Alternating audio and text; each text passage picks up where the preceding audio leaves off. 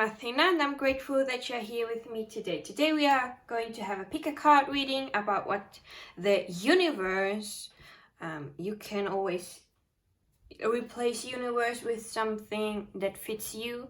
God, goddess, spirit, source, the universal intelligence, whatever you believe in. And we are going to receive messages from the highest, let's say, entity that exists and that you and I believe in. I personally prefer to call it the universe, so you will be seeing me writing it in the thumbnail, messages from the universe, and I'm always going to say that it's messages from the universe. So I'm back from my vacation from Greece. As you can see, I've got and bought us a mascot, an owl, to represent us owl. So you will be seeing the owl now in all the readings from now on. So yeah, I didn't read for 2 weeks and didn't film for 2 weeks, so I'm a bit out of it. So I hope to get back into the flow again. So excuse me if I make some mistakes. I forgot how to do videos. So now let's get started. This is a timeless pick a card reading, so whenever you find this, there should be a message for you. It will not resonate with everyone because there is a large group and I am taking the middle ground of the messages so that the messages apply to, how do you say this again in English? To the most of the viewers. So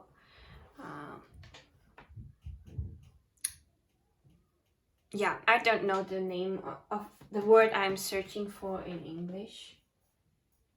I know it in German, but English it is somehow went down.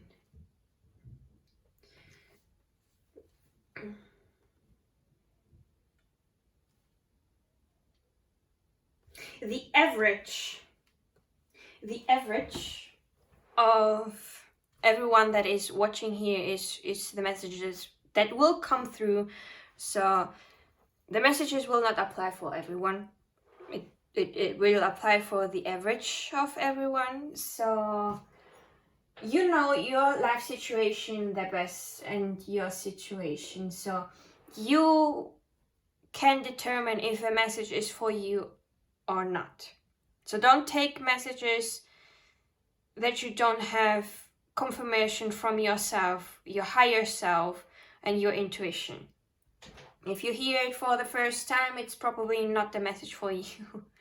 But you will know if a message is for you.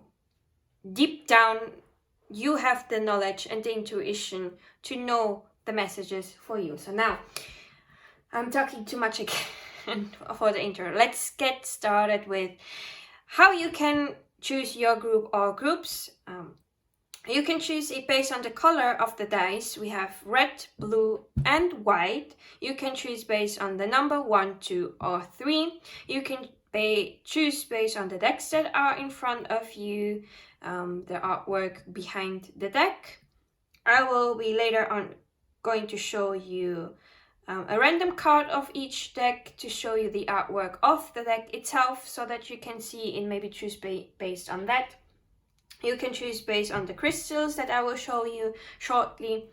And after I've introduced all the 3 piles, I'm going to leave you for 1 minute with some meditation music. And after that meditation music, I will be playing a different tune on my guitar. So for the people that are clairaudient, you may want to listen to that tune and decide on the resonance with the tune that you heard and your intuition telling you which group or groups to take.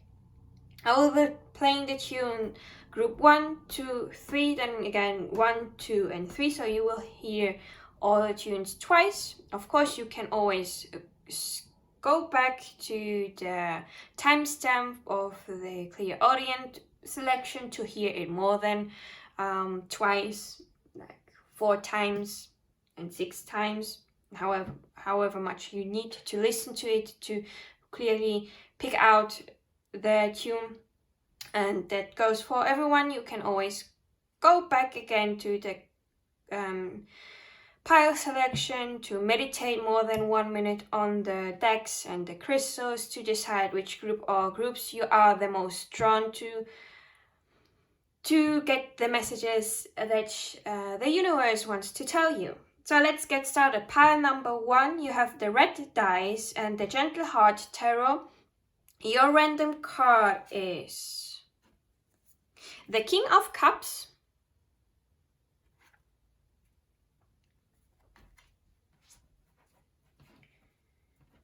and fitting a little bit with the theme of the King of Cups with intuition and water energy, we have this moonstone that also, well, moonstone already says that it has some relation to the moon, so intuition. This one particularly also with the sacral chakra. Pile number 2, you've got the Shadowscapes Tarot, the blue dice. Your random card is Judgment.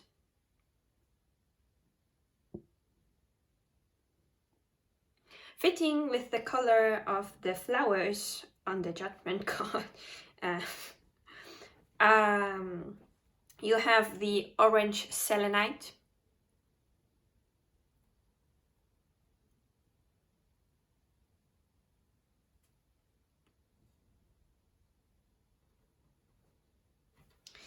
And pile 3, you've got the traditional manga tarot.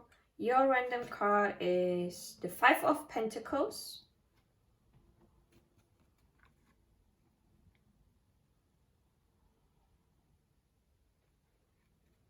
And your stone is the red jasper. Unfortunately, you don't have coloration with the card and the crystal.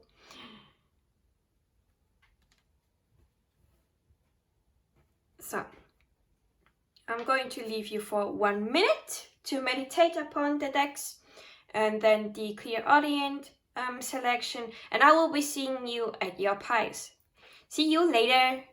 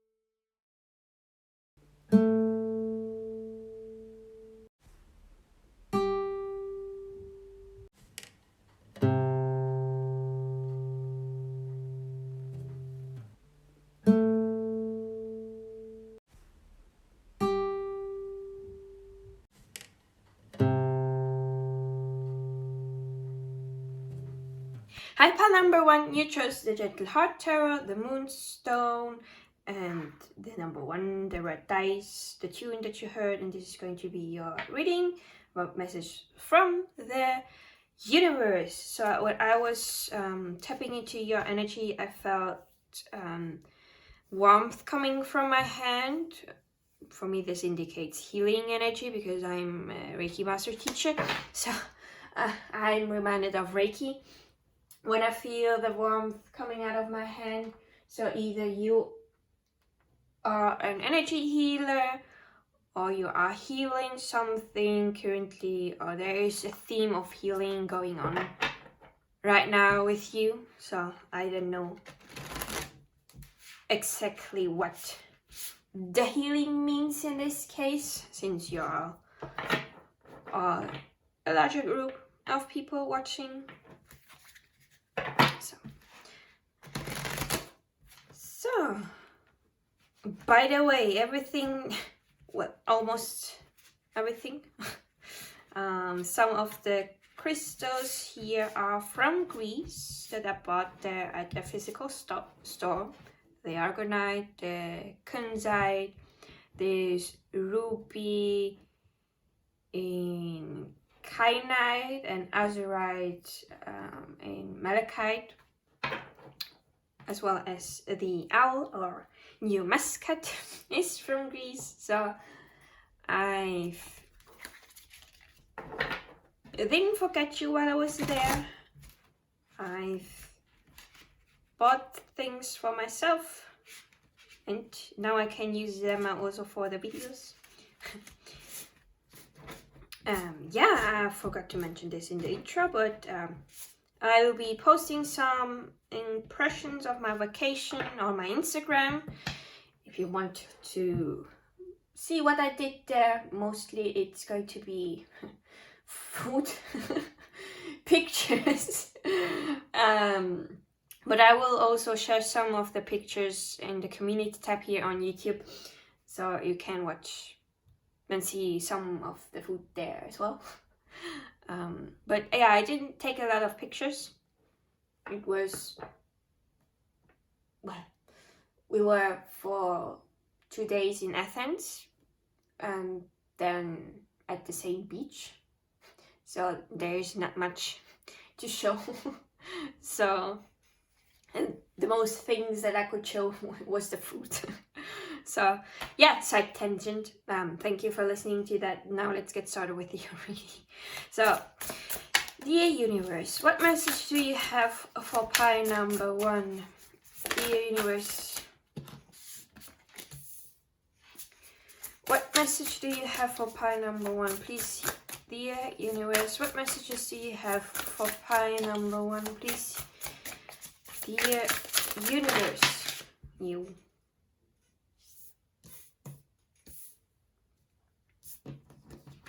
Upright or reversed? That's not helping it out. Upright or reversed? Okay. So, the universe, what message do you have for pile number 1? The universe.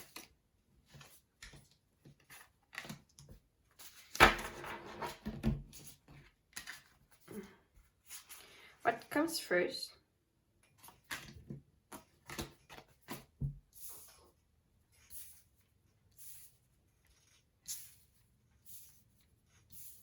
I was not expecting so many cards. Not gonna lie. And it's not even an odd number of cards. Meh. The back of the deck we have the Ace of Swords in reverse. I'm going to have it here for now. Since we don't have an odd number of cards, unfortunately, I cannot start with the heart card, the center card. Oopsala. There goes our muscat. And yes, our muscat is a little bit heavy. It's made of bronze. So, now, since we don't have an odd number of cards, there is no card in the middle of the reading. That is normally your heart card, the card that has the main message, and everything else is like playing together. So I'm going to do it like normally from left to right. So you start with the Knight of Crystals. That is also the Knight of Wands. And it looks like the Knight of Crystals is charging ahead towards the world. card in reverse. So to me, it looks like that you were rushing, maybe, towards the end of something, a chapter that you want to end, but it's not finished yet because the word card is reverse and not upright. For me, when the word is upright, it means that there is an ending of something so that it can make room for a new beginning. But since it's in reverse, there is something that still needs to be done before you can finish the chapter.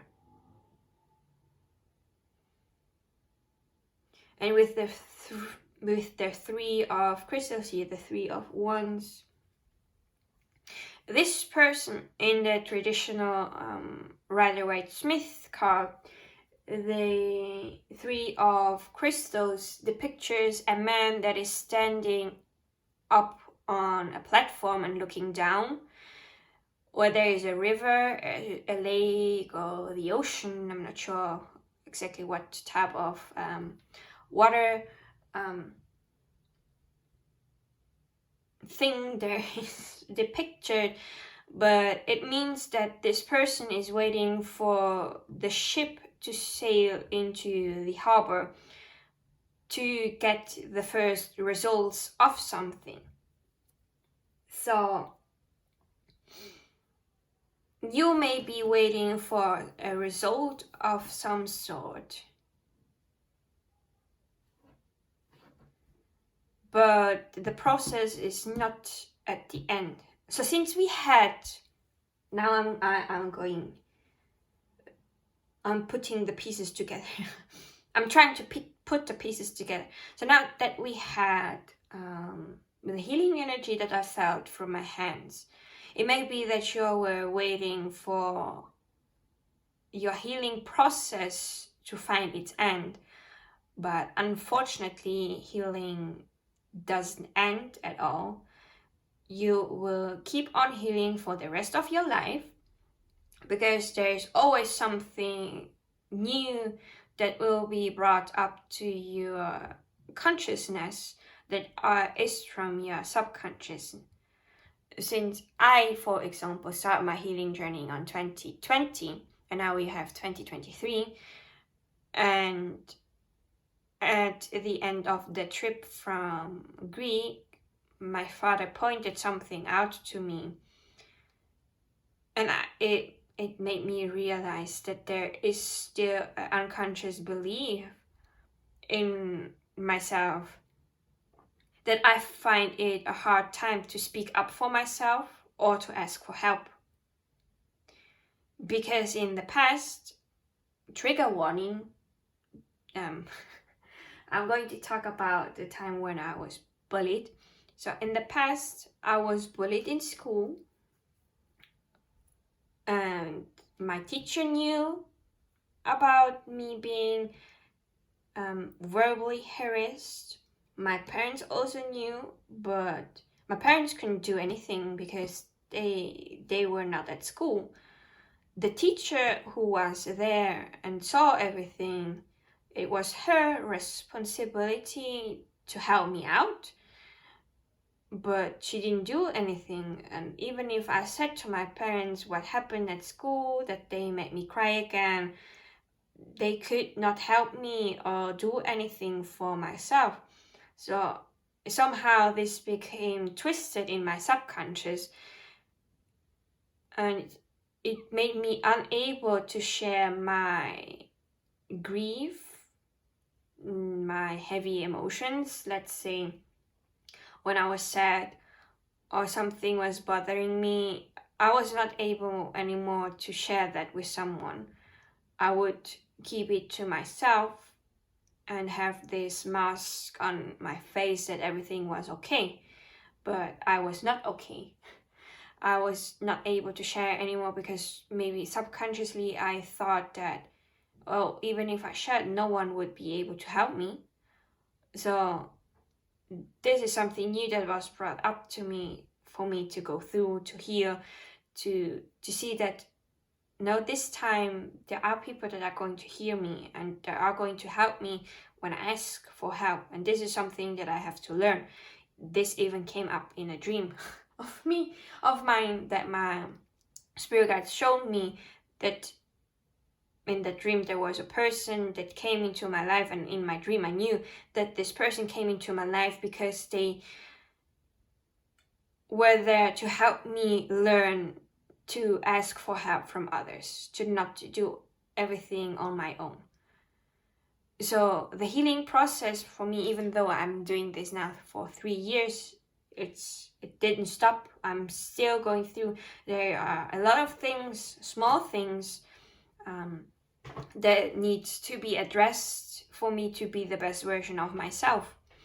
So the healing process is a never-ending cycle with the psyche of the word. So you will see the results of the healing, a little part of it, but the process does not end.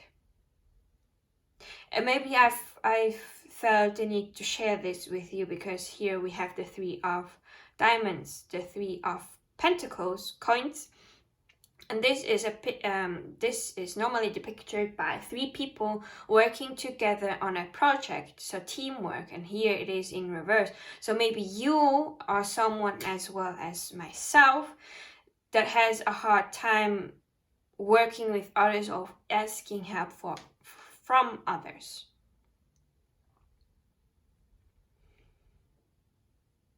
So we have now the Page of Crystals here. The Page of Crystals is someone that is really passionate.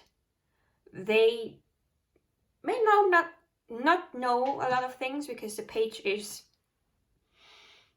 the beginning of the card. So they are learning how to navigate the, what is it called again? The characteristics of the Wands suit in this case. And so it could be that it is someone, or even yourself, but I feel like I need to read this out of the guidebook. And I don't know why. By the way, because I was searching for the crystals, I opened up the World card, and reversed, it means indecisiveness, fear, self-limiting beliefs, and pessimism. So maybe, as I was talking about how healing, maybe that this has something to do with your self-limiting beliefs, your fears, and the indecisiveness fits perfectly with the 2 of Swords that we have here at the end, because the 2 of Swords is the card of making a decision, but this person doesn't know which way to go. They don't want to see the truth, and they are stuck in between two ways of thoughts. So now, where is the Wands here? The Page of Crystals. What's the good news? The Page of Crystals brings you messages that are relevant to your current endeavors. Generally, bearing positive news, you can find inspiration and waves of enthusiasm radiating from the Page of Crystals. This card often makes a strong need for adventure and travel, so get your passport ready as you're going for an exciting ride. So it looks like that even though the beginning of the reading was a little bit on a darker note, things are going to get better. So your motivation, your enthusiasm is coming back. Maybe do a little trip to have just some fun, to not care about healing and working on your self-limiting beliefs, because we also need to take breaks from healing, because it takes a lot of energy to heal, a lot of mental power to heal self-limiting beliefs. You cannot do this from one day to another. All the time that you get a limiting belief, you need to to show it the opposite, to say the opposite in your mind, so that this belief slowly loses its powers on yourself. And the Empress card here is a card of the feminine, the yin energy, the energy of attracting. The Empress is abundant.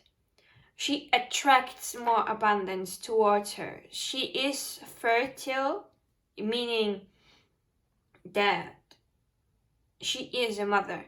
She can be a mother of a child or be the mother of a project, because creative projects are like babies to the artists as well. They have great pride in it and want also the recognition for their hard work. And I can see this in myself as well. Always when I'm creating a video, I'm birthing a new video and I take pride in my video, and so I want to see the reaction of the viewers. And sometimes I don't get reactions at all, like now that I'm still in the beginning phases of my YouTube channel. There are not a lot of people that like my videos or comment on it, so it just leaves me with a little bump of motivation, but I still keep going, and I'm still keep trying, because I have a vision and I want to make the vision a reality. So I will keep on going, even if currently I'm not seeing the results. So you may, after this trip, as in the guidebook, you may have a new idea or something that you want to bring forth into this world, if it is a child of your own or a project that you want to create. You have what it takes with the Empress. You can attract to it, you can manifest it into your life. Then we have the Two of Crystals, and honestly, I'm not sure what it means in this scenario currently. So the Two of Crystals reversed. Something or someone is waiting for the right moment to enter into your life, but to you it will be a complete surprise. This unforeseen circumstance might cause more stress than you can handle right now. Try not to blame yourself for the things that stress you out. During a period in which you are intensely focused on another project, it's expected that something may go unnoticed until it's literally right in front of you. Gently bring your awareness back to the big picture every so often to help you see things from a higher perspective. Yeah, like we had with the Two of Swords, this person is blindfolded, so they are not seeing what is in front of them. They don't want to see the truth. So this is a little reminder for you, pie number one, to take the blindfold off and look around you. What is trying to come into your life? and I was picking the deck up so that I could go to the oracle cards to get some more messages. We have here the Four of Crystals, the Four of Wands, and this card is about one little reward, about celebration. Since in the Rider-Waite-Smith deck, you see two people there happily together, celebrating something. So it's the first reward that comes after the Three of Crystals. It was there, hidden, but it was there. So now let's get some messages from the oracle cards as help or advice, whatever will come up. We will start with the Archangel Michael oracle deck. That is in Spanish, but I will try my best to translate it, so don't worry. Maybe you already speak Spanish, so for you it's a waste of time to wait for my translation. So let's see. The universe. What does pie number 1 need to know right now? What message do you have for pie number 1? Este es el objetivo de su vida. This is the purpose of your life. So, whatever you're going through right now, pie number 1, this is something that was meant to happen. You've decided to go through it, and this is one of the purposes of your life. We take sometimes the healing in our own hands so that our future generations don't have to go through it. So I'm now, as an example, I'm now going to try to heal the problem of not being able to ask for help and speak up for myself, so that my children that I will have in the future, hopefully,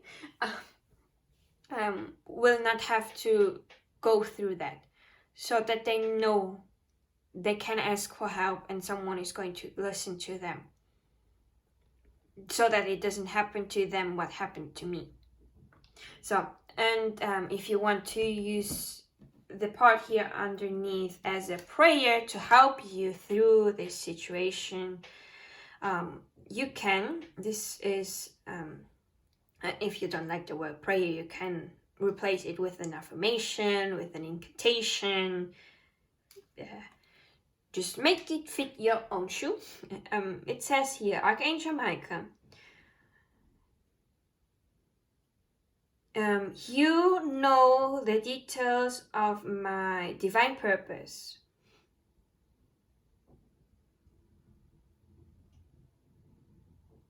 And for that, I ask of you to help me, guide me, and point out the direction of my purpose.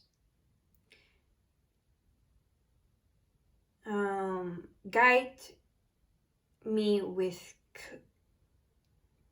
clearly guide me with my actions, I ask of you.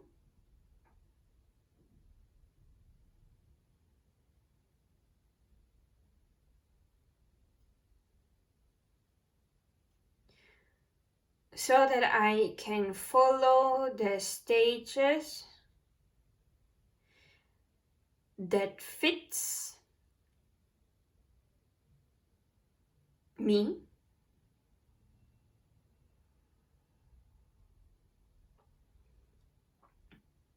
so that I will have, I believe this means career, so that I will have a beautiful career with a lot of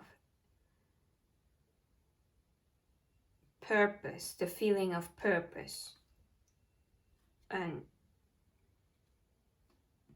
meaning.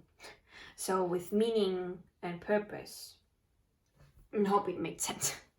So please, universe, what else does pie number 1 need to know? What do you want to tell pie number 1 right now? Is there anything else that you want to tell pie number 1, dear universe? What else do you want to say to pie 1?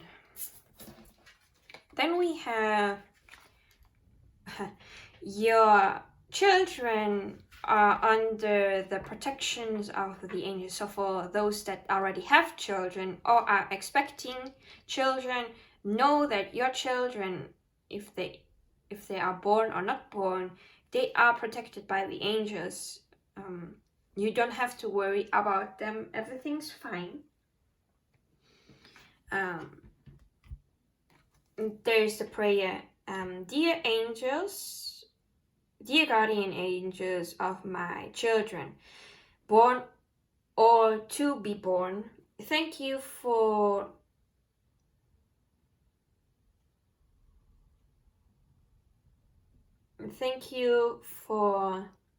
keeping an eye on them and making sure that they have security and what am I even telling? That they are granted your security, that they are granted their security and their happiness.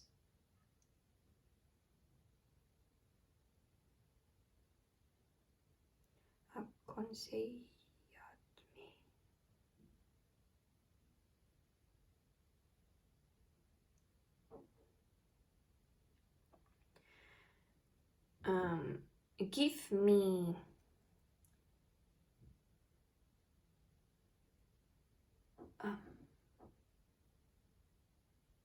I had this word right at the beginning of the reading from the oracle card, or the reading in general, but I forgot it.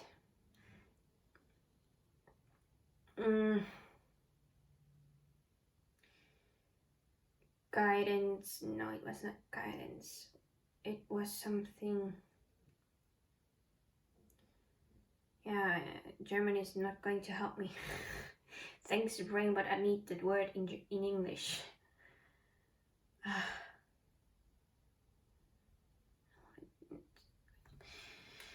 My brain, my multilingual brain is currently on the back burner.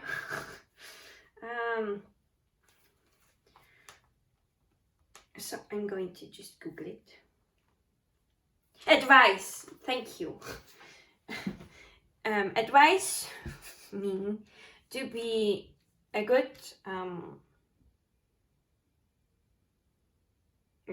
advise me. I ask of you for the best way possible for me to learn to be a good parent and a model figure for my children and the others, with the others, everyone that is around, maybe your children's friends, other parents of the children's friends, yeah, or your own friends. Yeah.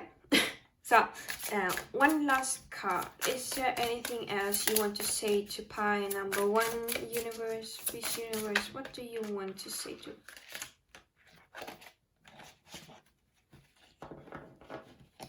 Explore your options. So there is more than one options pie number one. So try to explore a little bit more of the different options that you have in front of you. Maybe there is going to be one option that is better, so make a decision.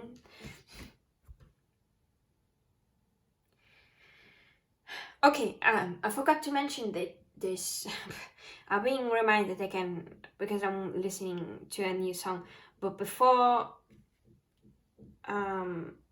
when I was telling about somewhere around with the tarot cards, when I was talking about something about feeling, I heard feel like Cinderella.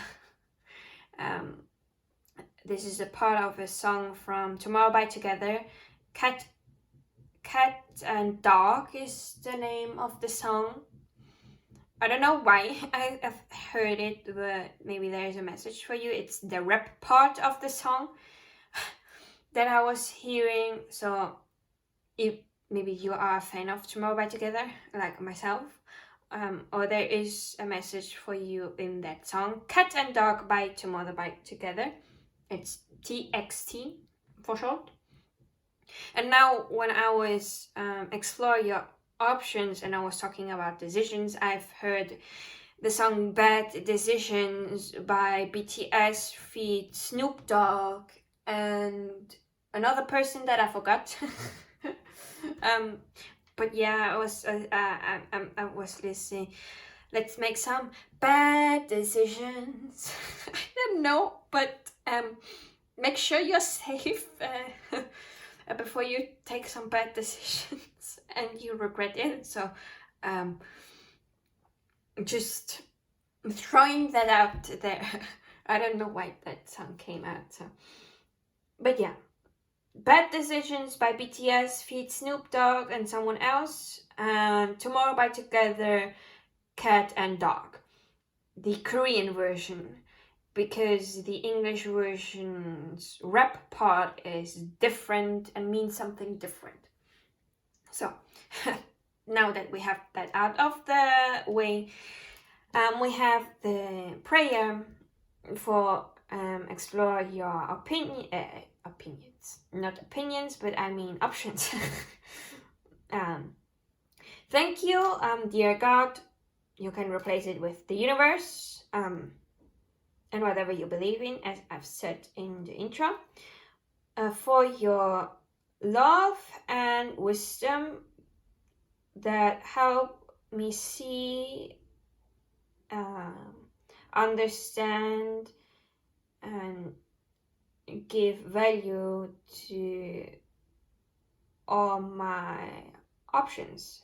Help me, I ask of you, to decide the best options for my health, my happiness, and purpose of my life. So, at the back of the deck we have hear and respect your feelings. So listen to your heart. Well, now comes listen to your heart. The sound. You may be clairaudient. I don't know. But well, listen to your heart. Listen to what you're feeling. Let yourself feel those feelings. Because as someone that likes to bottle up feelings, it doesn't do me good. So I don't want that to happen to you. So let yourself feel them so that it doesn't get stuck into your body and it can leave you with some pain, because everything is connected. Body, feelings,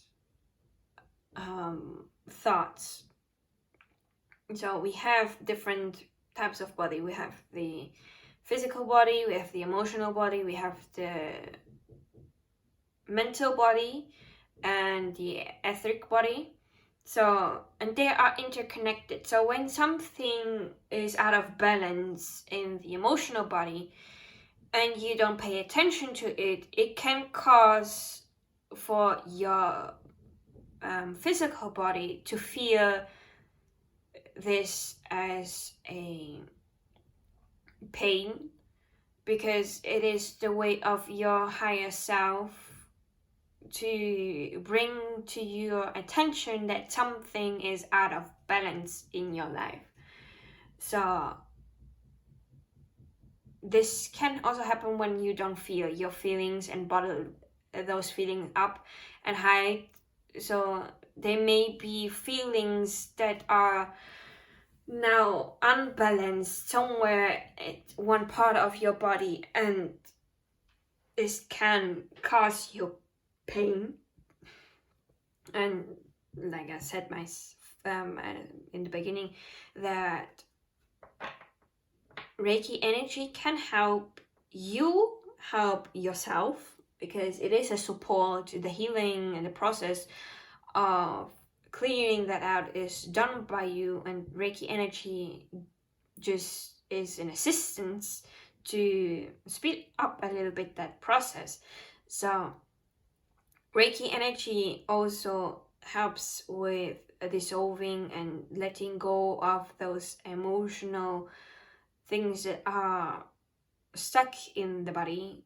And I know that firsthand when I was doing Reiki on myself, that I once was doing Reiki and I somehow felt the need to talk to myself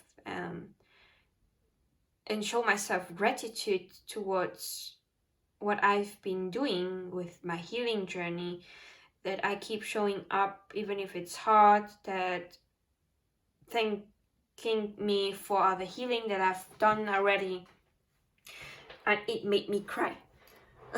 I don't know why, but I felt the need to be grateful to myself and appreciate myself, because no one else can do this for me besides myself. So maybe you want to get yourself some Reiki healing to help you balance your emotions out and get those emotions out that are stuck, that you had not the time or the capacity to feel through them because of past situations. So, and here it says, thank you, Archangel Michael, for supporting me, guiding me, and protecting me while I hear my intuition and what's it called again in English? Listening to it, like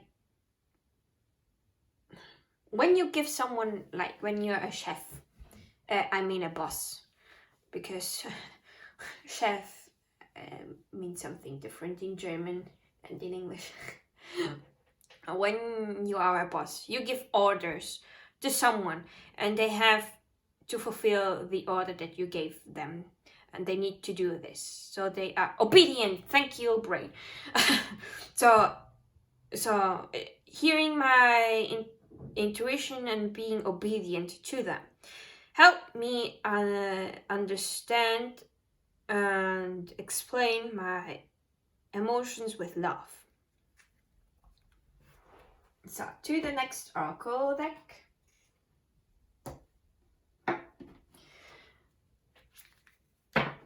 To get some more mail messages or guidance from the universe. It could be also from nature, since it's the Rose Oracle. So, please, dear universe, what else do you want to tell pile number 1, please? The reunion, soul recognition, collaboration, partnership, friendship. Yeah, you are going to reunite with people that get you. You will do collaborations, you will have partnerships, if this is business partnerships, romantic partnerships. It could be friendships as well. And your soul will recognize those people that will be important for those tasks, for this collaboration. You don't have to do everything on your own. You can ask for help. People sometimes come toward, appear in our lives because they are there to teach you something, to support you with something, or just be there for you while you are going through what you are going through. So, what else do you want to tell the pile number 1? The universe, what else do you want to tell pile number 1, please? The universe, what else do you want to tell pile number 1? Do you have any more guidance for pile number 1? Any more messages for pile number 1? The universe, what else do you want to say to pile number 1? Nothing is what I'm hearing. Okay. At the back of the deck, we have Whispers of Mother Earth, Mother Gaia as well. Creativity, ideas, inspiration, artist, writer, channel. Basically, the Empress as well, somehow. It's reminding me of the energy of the Empress. But I don't know this card. It's the first time it comes up in a reading. So, I'm going to read the guidebook of this card, Whispers of Mother Earth. There are creations seated within you, planted before your birth.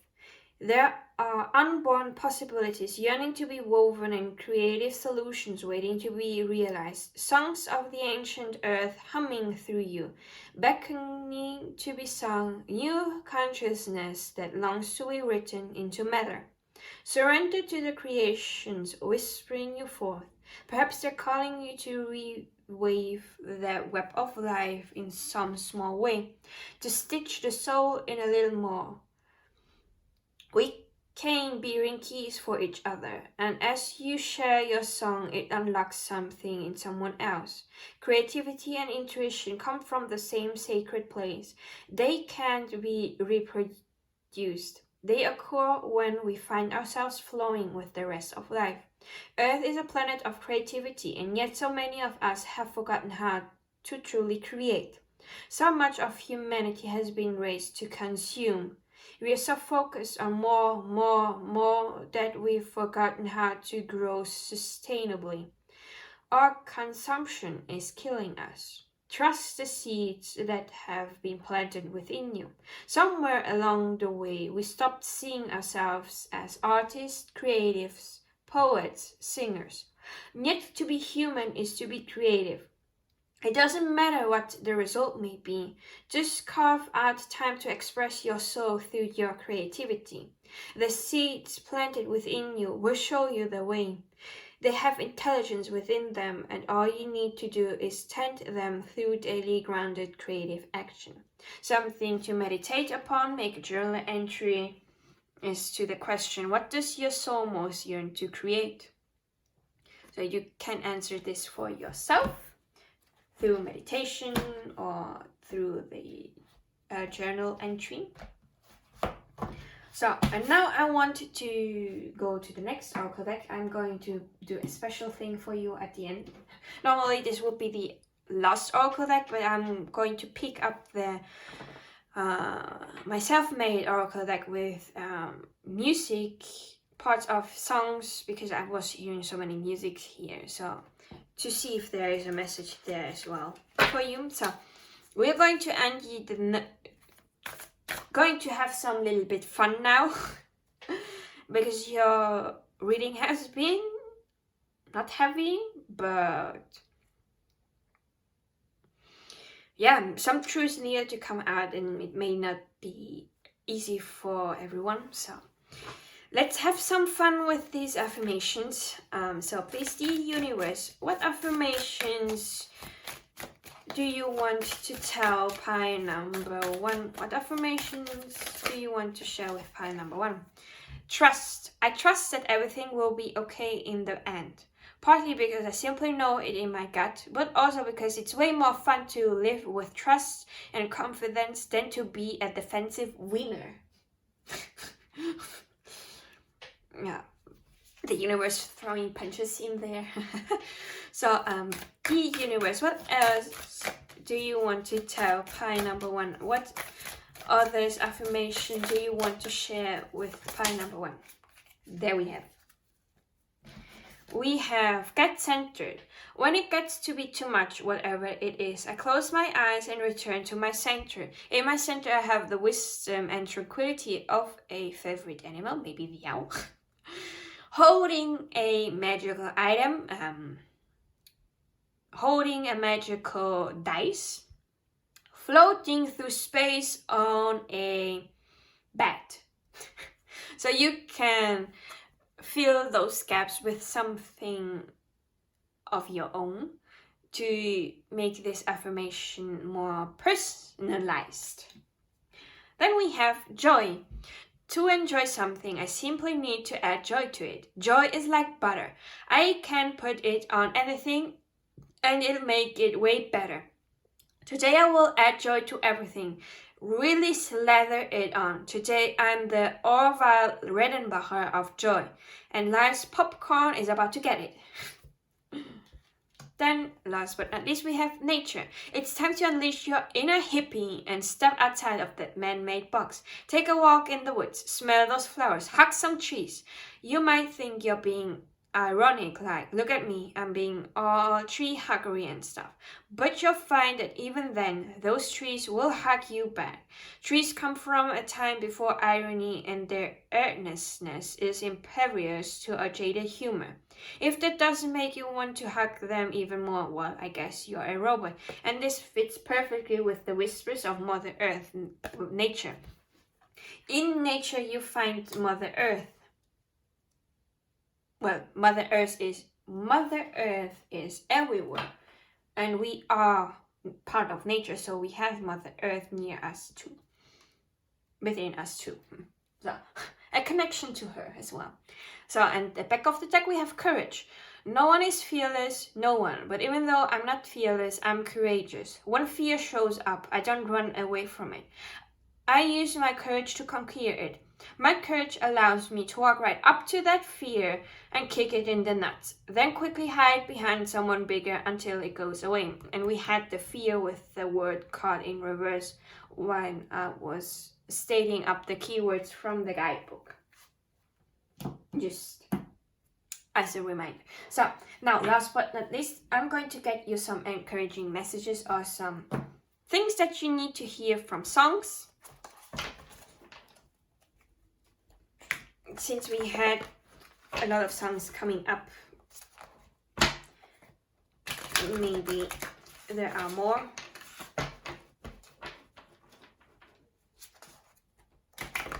So, to finish us off, dear universe, what else do you want to say to pile number 1? What other messages do you have for pile number 1? Any songs they might want to listen to or be helpful to them, or any other guidance, please, dear universe. Any last message here we have? So, at the back of the deck we have Idol by BTS. They point fingers at me, but I don't care at all. Whatever the reason for your criticism is, I know what I am, I know what I want. I'm never gonna change, I'm never gonna trade. So, yeah, don't change yourself because of criticism of other people.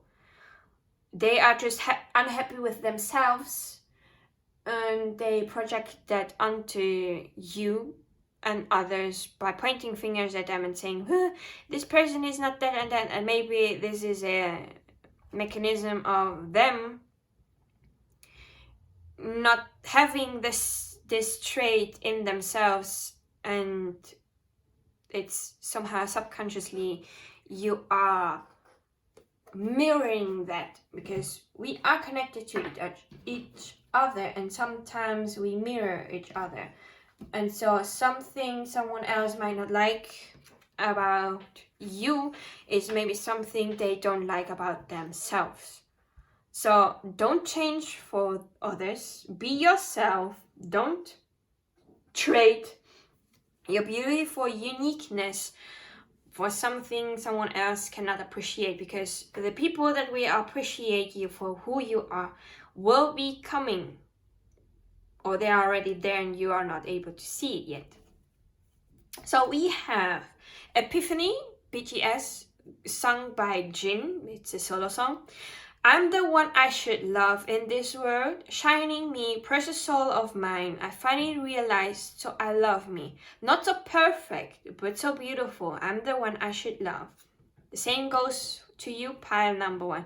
You should love yourself. You're a precious soul and shining. You're not perfect, no one is, but you're still beautiful. So you should love yourself.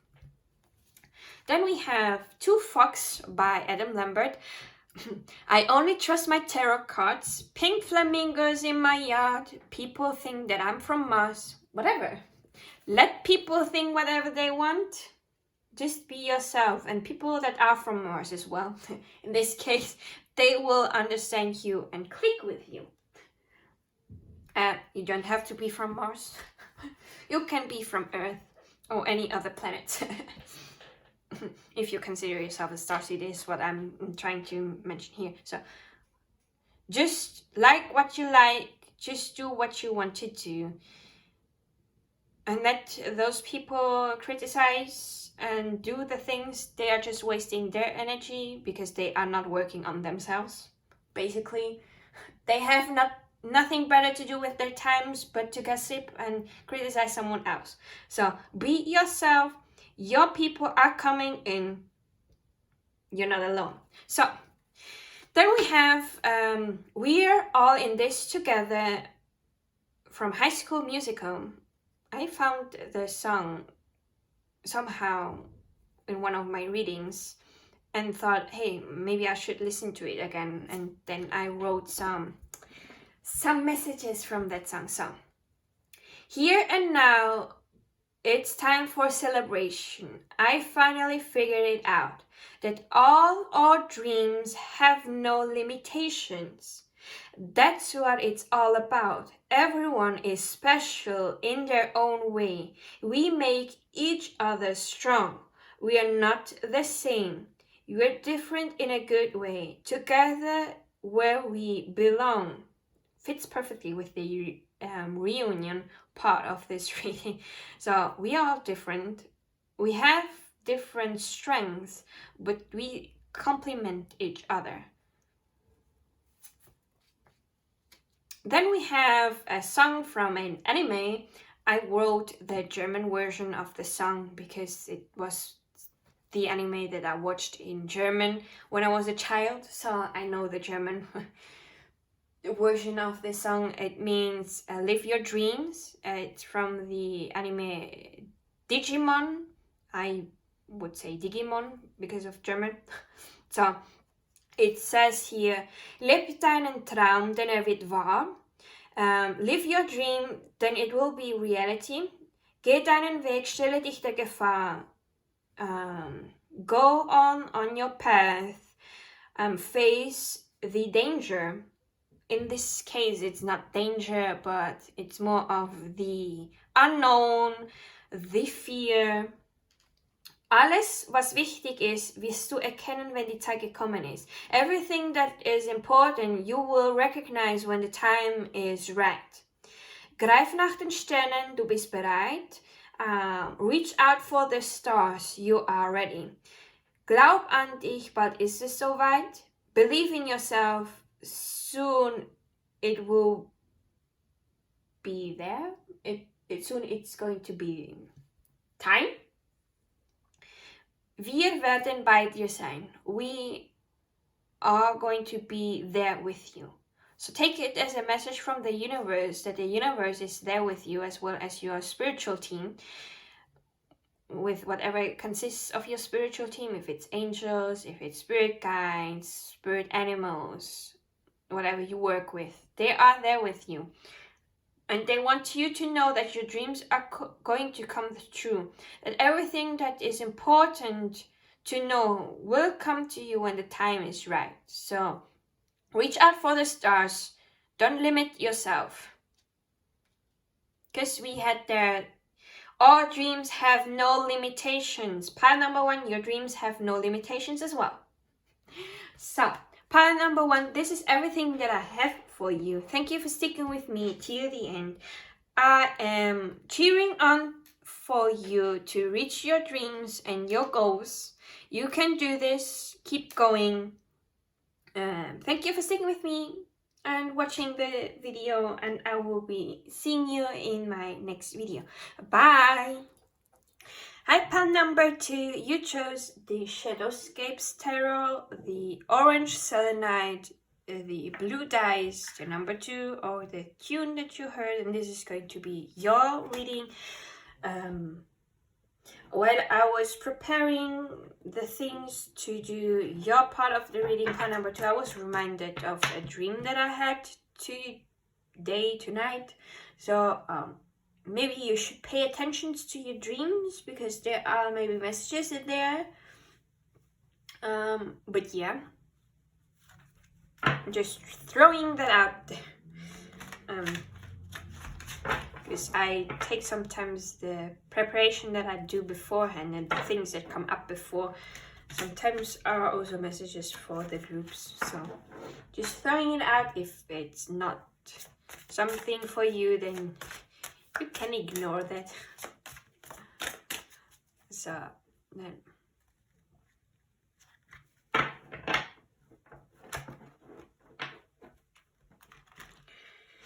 well then yeah, basically what I forgot to mention while I was shuffling is that I'm back from my vacation. And I've got from Greece some new crystals that you're seeing right now. The argonite, the kanzite, this ruby in kyanite, and this azurite in malachite, as well as our new mascot, the little bronze owl here. That is heavy and somehow doesn't stay like I want it to stay. The deer owl also fell in pile number 1 because I bumped into the table, and now it. Come on, you were perfectly fine for before. Can you?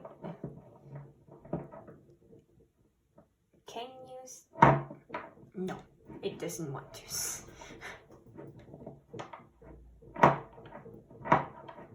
Dear owl, thank you.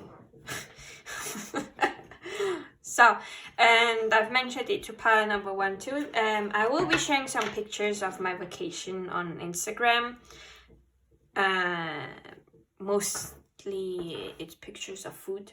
So if you want to see what I've been up to through my vacation, you can go to Instagram. I will also be sharing some of the pictures on the community tab. Mostly it's food because I was only 2 days in Athens, and then we were at the same beach for the rest of the vacation, so there was not much to see.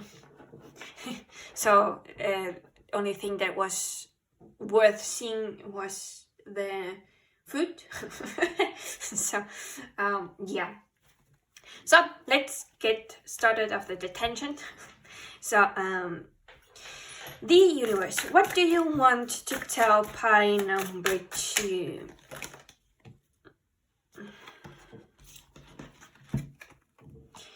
Where do we start? Okay, exactly like this. That was fast. And you got the right amount of cards. Pile number 1 got more cards, but they were not odd.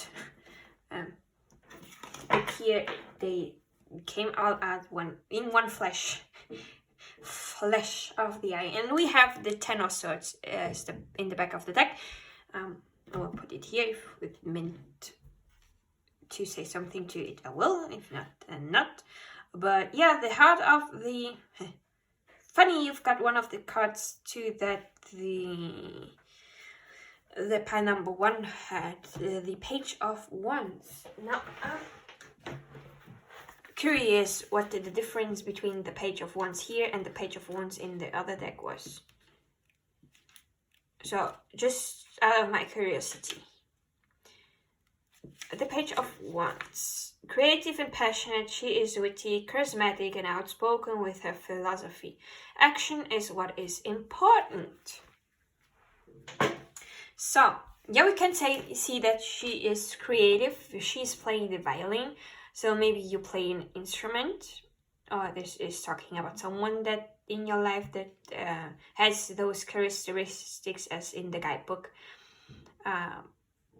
But yeah, it may be that this is related to some creativity, because we also have the Page of Cups here. And cups, the water element is all about creativity, intuition, artsy. So creativity is big here.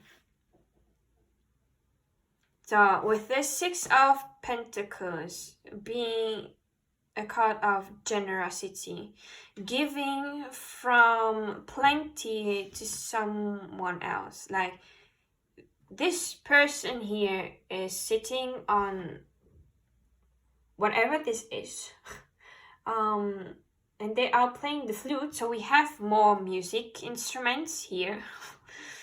They are playing something that looks like a flute. or a record, saxophone, an instrument that you need to blow into it. And from there, where he's sitting, there is water falling down, and it's giving water to this plant, and well as the pentacles is falling. So it means that this person is giving the plant something that he has en masse, that he doesn't have to worry. It's a material thing, giving to the plant that needs. So he is sharing something of his own to someone else, or in this case to something else. So it could be that there is someone going to share some things to you and with you that is going to help you. And this someone could be the Queen of Swords, someone that is highly intelligent, logic based. So the Queen of Swords power comes from her brain. She is intellectual, a good communicator. Even though the Queen of Swords is queen, a feminine energy, the swords give her a little bit more of the masculine aspect, because in my brain it's still like fire and air are masculine dominant energy, yang energy, and water and earth are feminine base energy, yin energy. So she has a little bit more of this masculine aspect to her, is how I see the energy of the Queen of Swords for myself. So someone that is good with words, witty, charismatic, a good person that is really strategic and maybe also organized with their thoughts in particularly. They may be giving you advice, because the Queen of Swords is looking towards the Page of Wands, and the Page of Wands as well as the Page of Cups, they are a little bit of a younger energy. They don't know much about the journey yet, so they are at the starting point of their journeys, and the Queen of Swords is already quite at the end of their journey, a little bit older. So they may be giving advice to you or sharing some of their things with you to help you with your creative projects that you may have left unattended for some time, because the Star card comes after the, sorry, I'm moving this here because I'm seeing it's not standing like it should, and this made me realize that you can't see the cards because of the glare. Sorry. But yeah, the Star card comes after the Tower, and in the Tower you are stripped from everything. Basically, you're left with nothing. After a Tower, you're left with nothing, because the thing that you built up got destroyed by the universe. And the universe now is trying to say to you with the Star card, there is still hope for a new beginning, because even though the Tower fell, the person has, here in this depiction, they have still their clothes on, but in the Rider-Waite-Smith deck, the Star card depicts a naked woman that is pouring water from her vessel into the water, and also onto the patch of grass that she's standing upon. And this card talks about hope and faith, because even though something got destroyed, there is hope and faith that something new can begin and will start. So this happened so that you could maybe, this is going to happen so that you can have a restart on something that you might have thought was not possible or gone at the end of it, because we have the 10 of Swords here, and the 10 of Swords is the end of the suit of the Swords card, and afterwards it goes to the Court cards.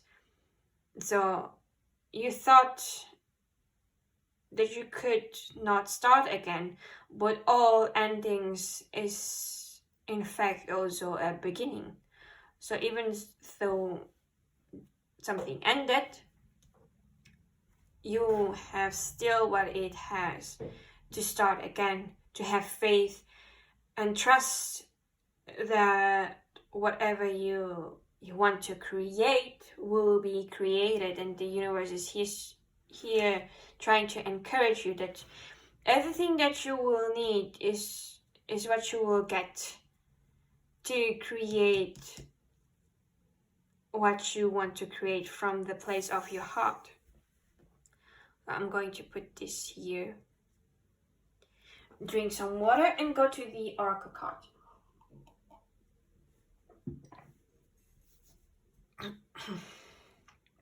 To get some more messages from the universe. So I'm going to start with the Archangel Michael Oracle cards. It's in Spanish, but I try my best to translate it. So don't worry, I maybe speak already Spanish, so I don't have to translate anything for you. But yeah, the universe, what else do you want to say to pile number 2? Anything that I have not mentioned, any advices? Please,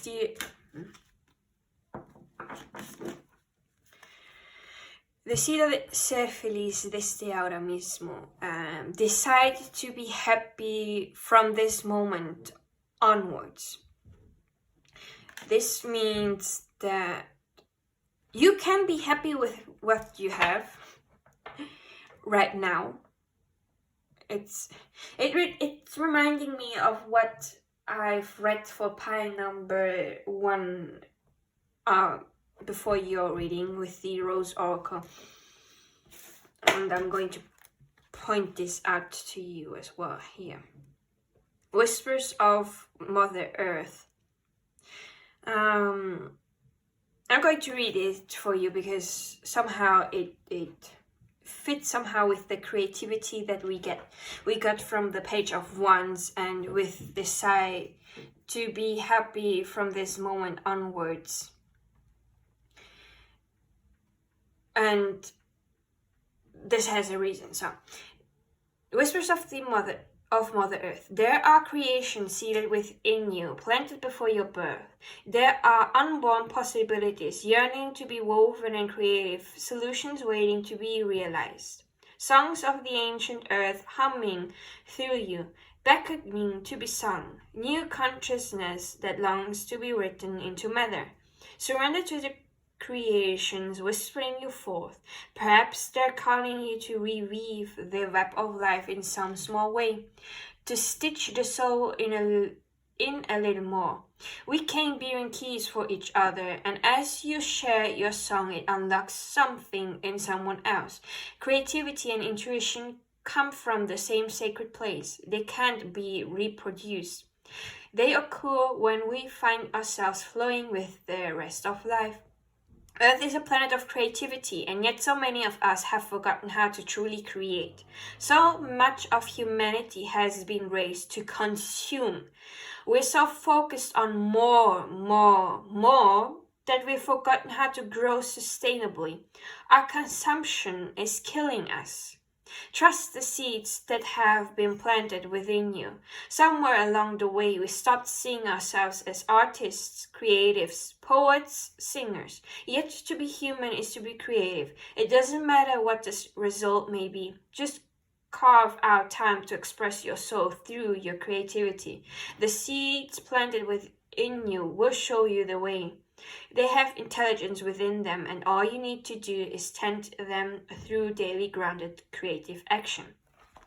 And why I said decide to be happy from this moment onwards is a lot of people, me included, I'm not going to take me out of this.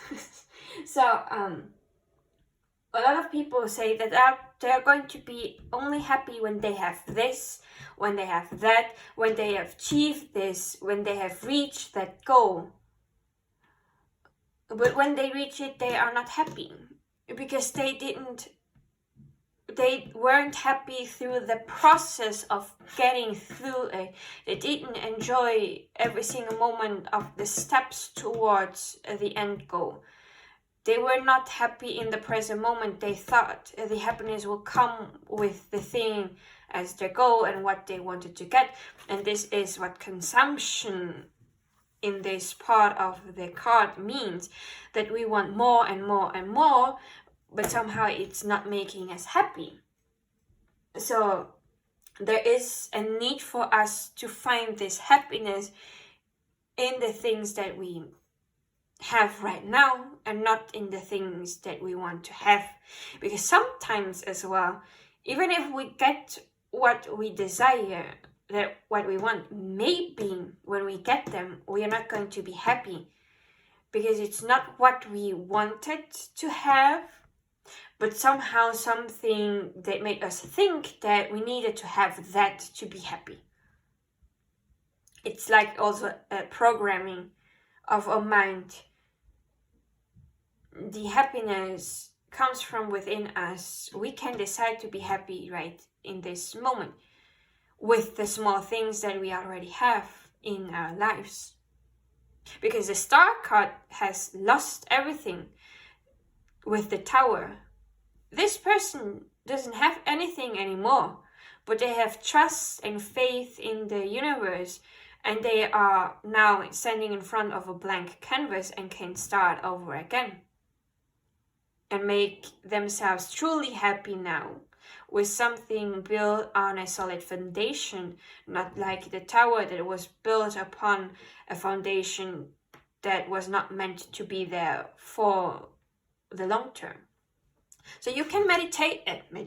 You can pray for help from the universe, or if you don't like prayer, you could say an incantation, an affirmation.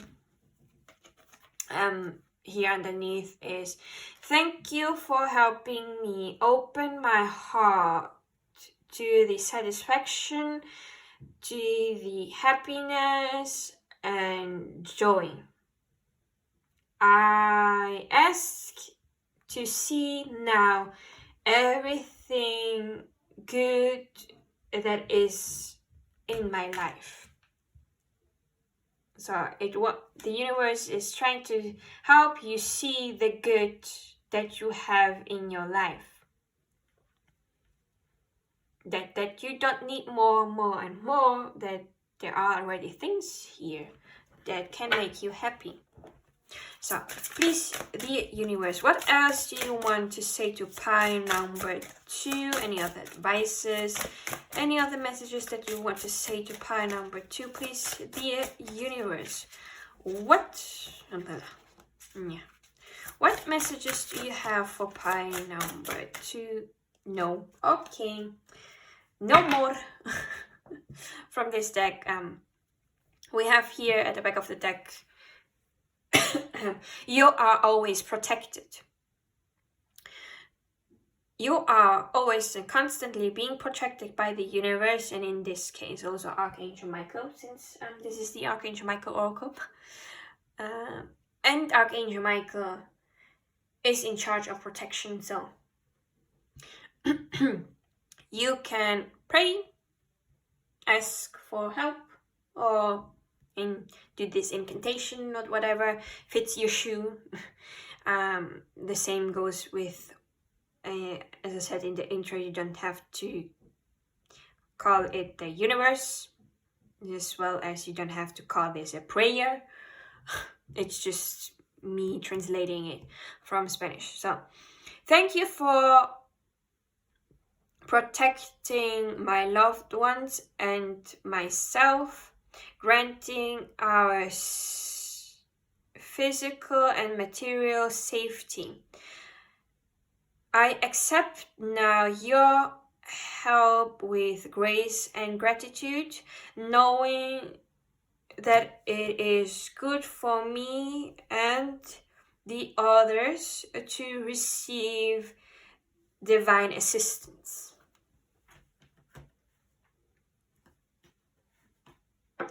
So then, with the next oracle deck, dear universe, what message do you have for pile number 2? We have the Holy Grail. Stop the endless searching. Inner quest. Well, this fits with what I was saying with the stop searching for an outside source to make yourself happy. There is an inner quest, some inner searching to do, because everything that you need to be happy is already within you.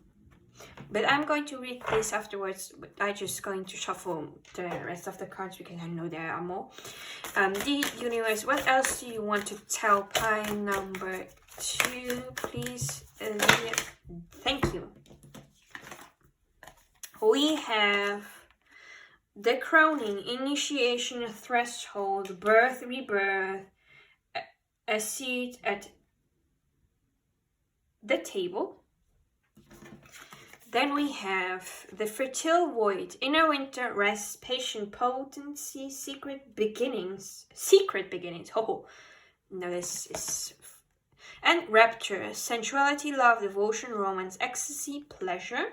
And at the back of the deck we have plant yourself here, integration, embodiment, grounded action.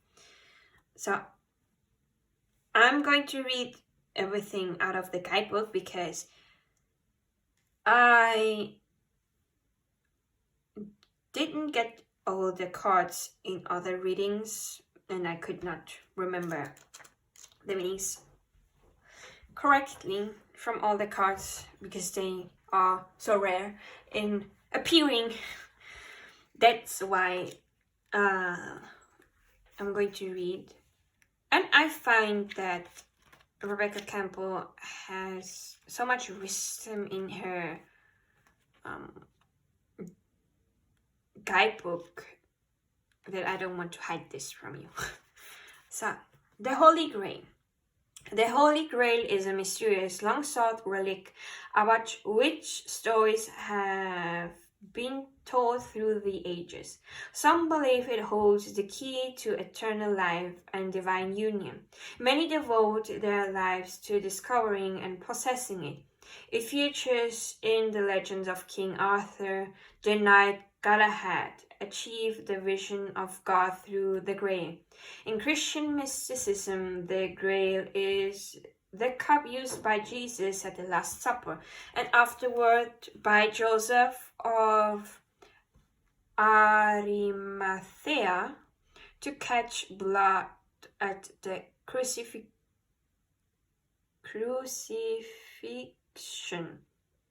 It was taken to the Isle of Avalon and buried on Chalice Hill, Glastonbury, UK, which turned the Chalice well waters red. Pilgrims travel from all corners of the world today to drink from these healing waters. Some believe the great legend predates Christ and was inspired by the wells and cauldrons of Welsh and Celtic mythology. The Holy Grail is the ultimate spiritual quest. Many see quests as physical places to journey to, conquer or find, but perhaps the Grail is an invitation to go inward, to connect with the grace within, to find it without. To realize that this journey of drinking from the eternal well is to find it deep within as the part of us that cannot be extinguished. Perhaps this is why the rose is a symbol that goes with the grain, her petals calling us to spiral in, for it's there that we find the nectar of all that we've searched for patiently, waiting for us to return to it. Stop looking without, stop the endless searching, turn your gaze within. Something to meditate upon or make a journey to answer this question is, how can you go within and focus more on what really matters? Then the crowning.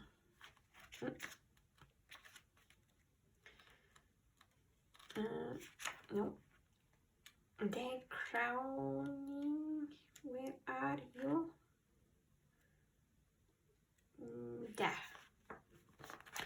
Whoops. There comes a time when the flower knows that it can no longer remain in the protective constraints of the bud. Somehow, it needs to trust in the birthing energy and surrender to the unknown of the bloom. The same birthing energy exists within all of nature and in birth, both physical and metaphorical. It's an initiation for the mother as well as the child, who transitions from the water world of the womb to a whole new one on earth. This is a card of crossing thresholds and walking through the gates of initiation, which requires great courage and faith. There are rolling contractions, and it's almost always not straightforward. As we transition from one thing to another, we are called to burst through the constraints of the seed and then the certainty of the bud, so that something new can bloom from within. We're always birthing something, and deep inside we know that the only way to surrender to the initiation is to surrender to the innate power within. This power is inner, but it's also connected with the intelligence that exists within our life. It's the same energy that tells flowers when to bloom, and it was present when you grew in your mother's womb. Trust in that. It will carry you through. Surrender to what's wanting to be born through you. Life is always trying to initiate us into even more of who we truly are. Then something to meditate upon and make a journal entry could be, how is life trying to initiate you? So there is something wanting to be birthed through you, and we also got the fertile void. So it makes perfect sense that something is being created.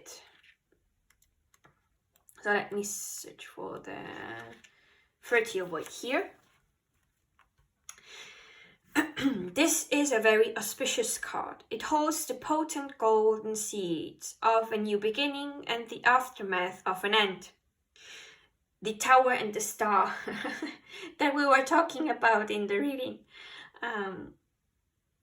We are called to have patience and enter a state of deep rest, repair, regeneration, and acceptance, to let a part of our lives, or even who we once were, metaphorically die in order to seed, sprout, bud, and bloom again. There's often a letting go, a grief or mourning involved, a death of self or what once was, the ending of things that were once important, relationships, jobs, identities, ways of being. The fertile void asks that we honor endings to begin again. It's a crucial part of growth, and you isn't possible without it. In the card, you can see the golden seed cradled in the dark, fertile womb of the soil. It's easy to mistake this phase of growth as one where nothing much is happening, but beneath the surface of the winter soil, things have never been more active. Winter is a phase of initiation, renewal, and rebirth. When we're going through a period of inner winter, we experience this too. We metaphorically go underground by coming to a standstill and allowing ourselves to recover and rest. We don't realize it, but this is the most important part of our growth, and it takes faith and surrender to do it. The Star card. Trust the sureness of the soil. The new is being woven without you having to micromanage micromanage every move. Trust the sureness of the soul. Be cradled by the great mystery. This is a very tender, powerful time to meditate. How can you surrender into the great mystery? Now let me take a sip of water.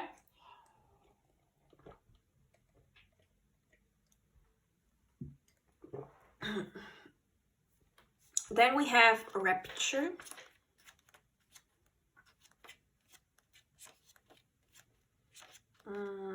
Oops, I passed it. Rapture. Flora is the ancient Roman goddess of spring and flowers. In one myth, she was struck by Cupid's arrow and overwhelmed by love, and completely breathless. In a moment of rapture, she called for Aries. However, the sound Ros came out of her mouth instead, so Rose became another word for Aries. And it also became the symbol for love, beauty, and passion. There is another version of the story about Flora naming the rose on page 18, so I'm going to read this. And for you as well. In one Roman story, Flora, the goddess of spring and flowers, discovered the body of a beautiful nymph in the forest. Grief-stricken, she prayed for it to be transformed into the most beautiful flower ever known. The three Graces and Venus then turned the nymph's body into a rose, and from that day on, the rose became known as the queen of all flowers. 102. In another Roman myth, the goddess Cybele, or Magna Mater, Great Mother, is said to have created the rose because she was jealous of Venus and wanted something more beautiful to attract Adonis. 7. Many patriarchal religions have placed a shameful cloak around sensuality, sex, pleasure, ecstasy, rapture, and sexuality. And you're doing this. Come on, stay, please. Thank you. One of the most natural, pleasurable parts of life has become conditional and judged. The rose wants us to hear from this and to remember that pleasure, sensuality, sexual preference, and expression of desire can be some of the most sacred, miraculous things about being a human on earth. This card comes with a message about receiving and giving love and pleasure. Flora wants you to know that your sensuality, your passion, and your sexuality, no matter how you identify, are sacred and holy. She wants you to connect with your sensual true nature and to celebrate this in all people. Rose transmission. I see this as a affirmation. My sensuality is sacred and holy. Other people's sensuality is sacred and holy. I open myself up to express and receive love in a way that feels safe and good to me. I release painful programming and experiences and return to love. Then plant yourself here. The back of the deck is: invite your soul to come all the way in, from your knees to your nose, your cheeks to your toes. Fully embody your life. Drop the defensive walls. Let your soul land and occupy each and every cell. Anchor all parts of you into the here and now. Life is here even when death is here. Birth is impossible without it. And you came here to birth this world in you. Don't you remember? Fully commit to living this life. Put your 2 feet and your ancient soul wholly and completely in. This is the card of the one who's committed to being the bridge between heaven and earth. The embodied mystic. They know that they don't need to denounce either heaven or earth. Rather, they are a weaver of the world, here to embody their soul more and more with each new day, here to weave the sacred back into everyday life. This card is an invitation to commit more fully to your soul, to your life as a soul having a human experience. to invite your soul to grow roots that reach deep so that you can grow tall, to commit to your humanity and your expansion at once. The rose invites you to embrace all stages of life on earth, from the bud to the bloom, from the cutting back to the fruit. Her beauty and sweet scent are an embodiment of heaven, and nectarous reward for being here. The rose reminds us to take a moment to properly enjoy the sweetness, and that heaven really can be a place on earth. Something to reflect upon is how can you commit more to your life.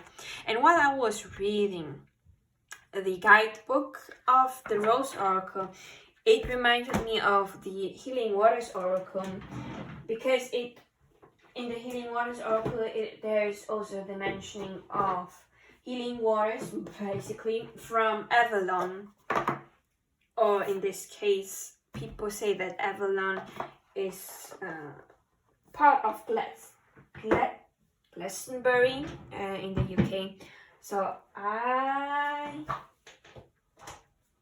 will do something that I did not do for pile number 1, and I did something for pile number 1 that I will not do for you pile number 2, but this is somehow going to be a little bit more in personalized readings. So didn't know that, but yeah, I'm going to pull some cards from the Healing Waters and read from the guidebook as well. So, dear universe, what messages you have for pile number 2? Hello. The waterfall, inner power, unbridled confidence, claiming your place. Is there anything more that you want to tell pile number 2, dear universe? What other messages do you have for pile number 2? Hello. So, at the back of the deck we have the Healing Lagoon. Rejuvenate, recovery, time to heal, it's safe to stop. So I'm going to put this here in between. And then we have the Sacred Well, replenishment, self-care, giving from a place of plenty. And the Water Oracle, psychic abilities, action on visions, it's destined. And now I'm seeing that I have room to make this like this here. And put the cards like so. The back of the deck here. And a sip of water to replenish my throat, so that I can read for you from the Healing Waters. So, the waterfall.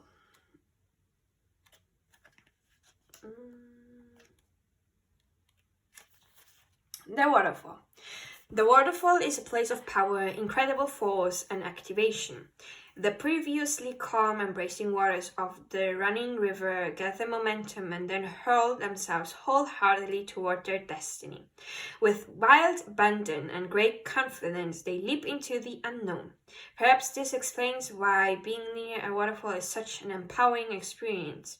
We feel the pounding energy of the waters within us. This card is all about embracing the power within, stepping forth and claiming your place. You've been working for this for a very long time. You've done the time. How can you embrace this moment and take your position as a leader in your life? The waterfall beacons you forth toward your empowerment, to consider what you'd do if you truly felt empowered. It encourages you to step more fully into your confidence, to receive the pounding thunder of the falling water as your encouragement and your applause. Something to reflect, meditate, and answer through, what was it again? Journal entry is a question to answer for yourself. What would you do if you felt empowered and confident? Then we have the Sacred Well. The sacred well is a resting place, a recovery place, a healing place. It's somewhere for weary travelers to be replenished, a place where we can receive and resource in order to go back out into the world and give. As the adage says, we can only give to others what we've given to ourselves or have ourselves been given. How full is your inner well? Are you giving from a place of overspilling plenty, or are you over exerting and giving from parched land? Self-care has come to be regarded as somewhat frivolous, luxurious practice. However, self-care is much more fundamental than that. It's about resourcing ourselves in a rhythmic way. This doesn't necessarily need to involve splurging on an expensive spa break or vacation. It could simply be taking time out in nature with the sun on your back. It could be spending an extra 5 minutes each morning to slowly drink your cup of tea or coffee, or running a bath with essential oils when the children are asleep. If we are relying on our reserves to sustain us, eventually our inner well will run dry. And when we reach this place, it takes an awful lot to return to the state of balance. Do you feel guilty for putting yourself first? Do you question whether you should give yourself what you really truly yearn for? How can you reprioritize your energetic well-being? The sacred well is calling us to come home to it and to frequent it in a rhythmic way. And I was talking about that this person is giving from plenty, overspilling to the plant. So they are not giving from a place of emptiness. They are giving of a place where they are spilling over with resources and energy, in this case for you, pile number 2, to give to someone else or to something else. So the same goes for you, pile number 2. You have to come from a place of spilling. Like, hold on, let me take this cup that I was drinking. Let me just... Let's say that we all have a cup within ourselves, or energetic resource or battery. And when we give of plenty, when we are giving from a place that is full, the cup is so full that the drops are spilling over the cup, and you are giving those drops to other people. Or if it's not overflowing, let's say the cup is full to the brim, and you give a portion to maybe your children, a portion to your work, a portion to your partner, but you still have enough for yourself because you are giving from a place of plenty. The proportions I did was bad, but you give a little bit to work, a bit for your family, your partner, your creative endeavors. They can also fill your cup again, but you're giving from a place of plenty, so you have still half of your cup full, half of your battery is still full. But if you gave from a place of not plenty, let's say you only have half of your cup full, you give to your work, your family, and maybe your creative endeavors or whatever comes after. Now you have nothing left for yourself. You've given everything that you had for something or someone else, but you didn't leave something for you. So when you only give half when you're full, you have the other half for yourself that you can fill with things that you want to do, like your creative endeavors. My example was a little bit bad, but I hope you understand where I'm coming from. Then we have the water oracle.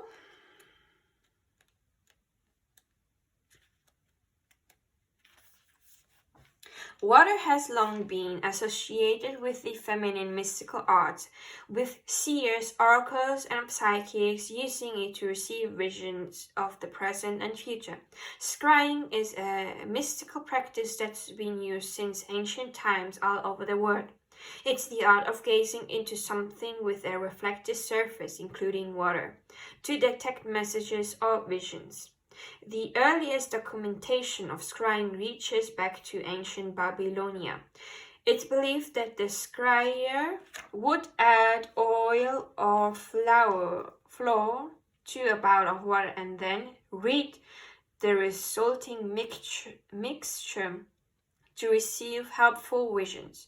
This divination practice is referred to as lecanomancy, and it's a form of hydromancy. This is something that I need to share with my friend, because my friend likes to learn more about different types of divinations.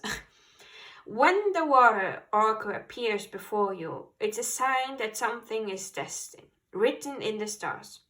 Maybe you're living with a question at the moment, or perhaps you've received unexpected guidance to make a change in your life, but you're unsure whether it's your head or your heart talking. The water oracle delivers a message to trust your intuition and the messages and visions you've been receiving. It's a card of confirmation and encouragement to act on your visions and embody your intuition. It can also be a sign that your psychic and intuitive abilities are growing stronger, that you have the gift of clear vision and are being encouraged to work on this craft more deeply. And the Healing Waters affirmation for you is, I trust my intuition and act on it with confidence. So that's why the thing with the dream appeared before your reading pile number 2. So maybe you're also receiving visions and messages through your dreams. Then the Healing Lagoon.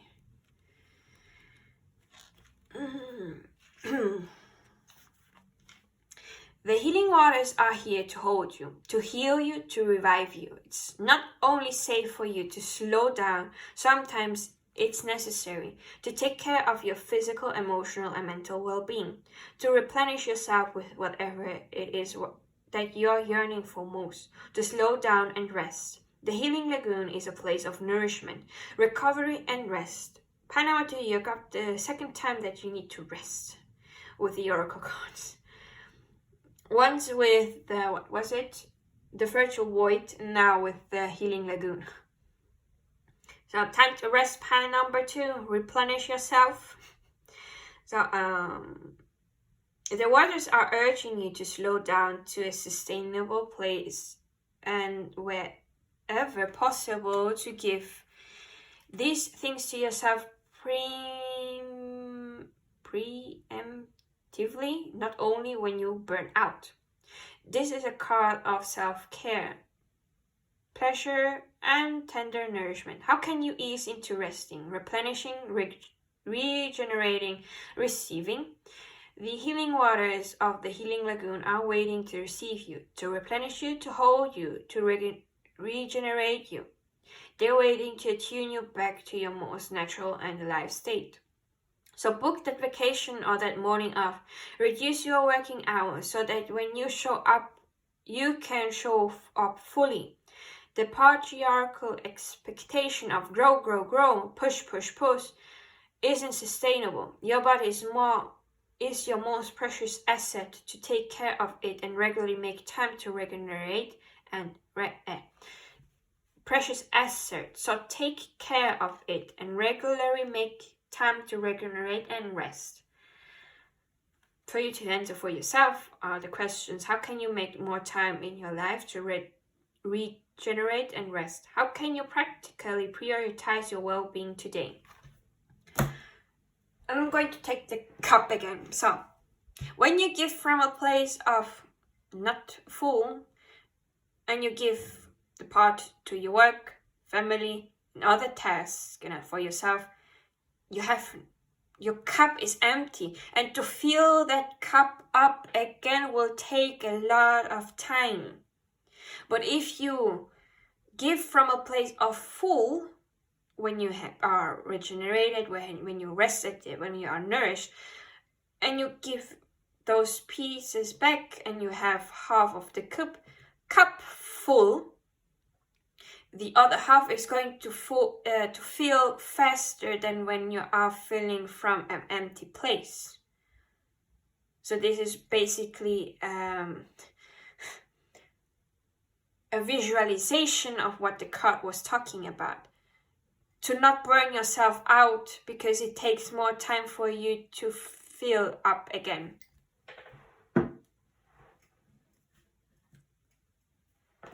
So now to end on a funny note, after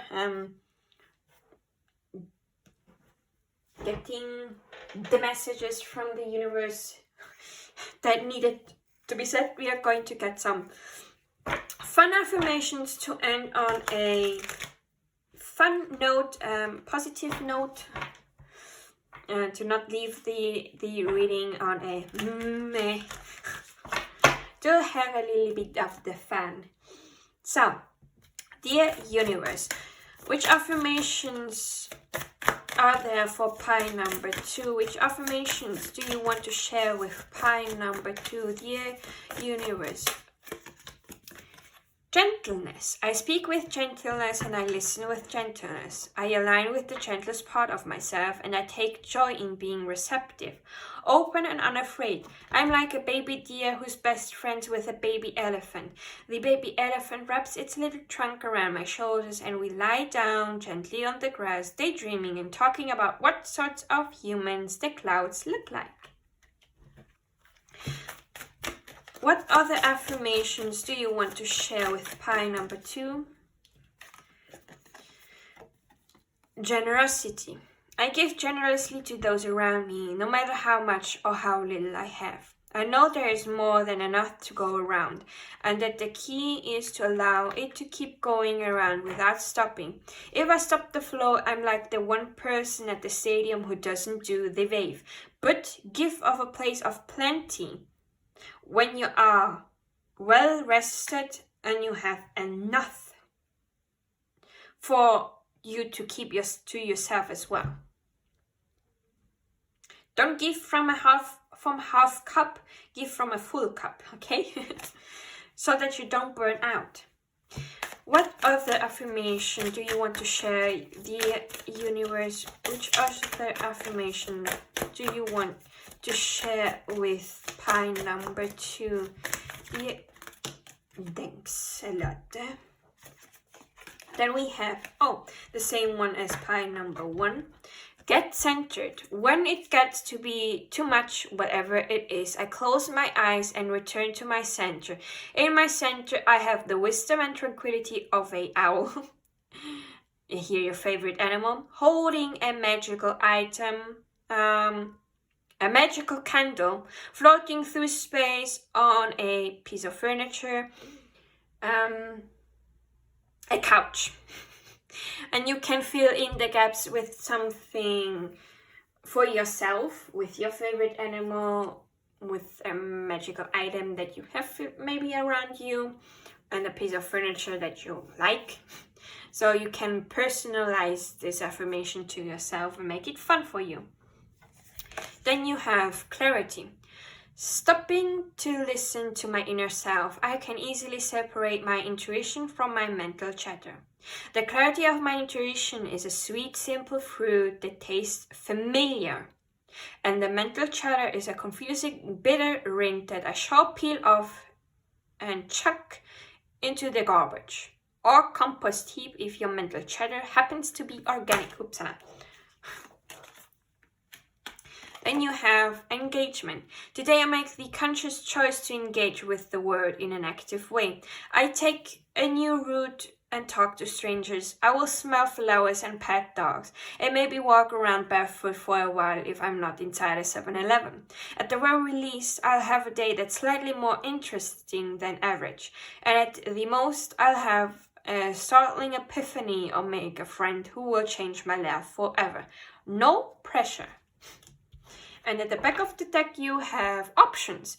As I open to the abundant possibilities of my life's path, I'm reminded that I always have unlimited options. Life is a buffet, and I allow myself to choose whatever makes me happiest without limiting thoughts like, you can't put mac and cheese on your baked potato. So, pile number 2, this is everything that I have for you. I'm cheering you on your endeavors and your new beginning. Hope everything will work out for you. Thank you for sticking with me till the end, and I will be seeing you in my next video. Bye! Hi, pile number 3. You chose the traditional manga tarot, the white dice, the red jasper, or the tune that you heard in the beginning, and this is going to be your reading. So, while I'm shuffling, I'd like to mention something that I forgot to mention in the intro. I recently came back from my vacation in Greece. That's where I got our little mascot here, the owl that represents us in my channel. And I also got some new crystals for myself and the channel. Here you see the aragonite, the kanzite, the ruby in...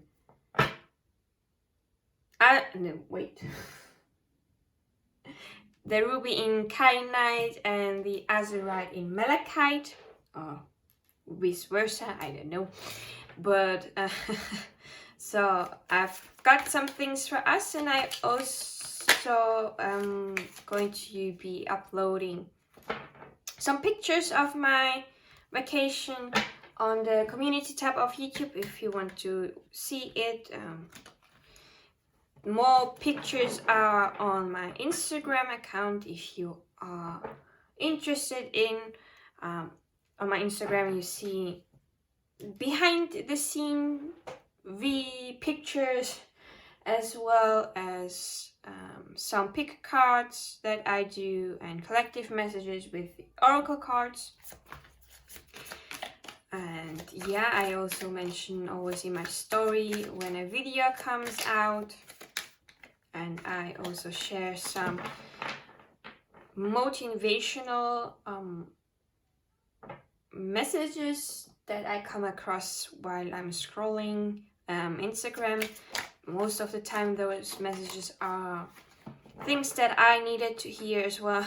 So it's like I need to hear it, so maybe someone else that is following me needs it too, so I share it as well. So if you are interested in it, follow me there. But yeah, the pictures on Instagram are going to be mostly about food, because I only stayed 2 days in Athens, and then we were at the beach, and the beach is the same one for 2 weeks. So there is not much of different scenery to see. So it's mostly food. So don't watch it while hungry. So I think I've shuffled the cards good enough, and so my story time is over. And so let's get started. The universe, what message do you have for pile number 3? The universe, what message do you have for pile number 3?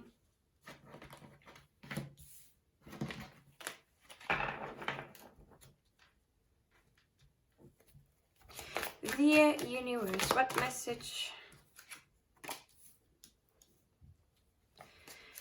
The universe, what message do you have for pile number 3?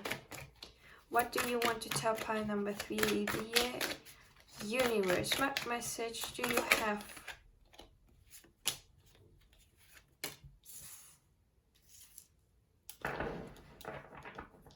So at the back of the deck we have the 8 of Wands. I'm going to put them a little bit more down so that you can see it, because of the lamp there is a little bit of a glare on the cards.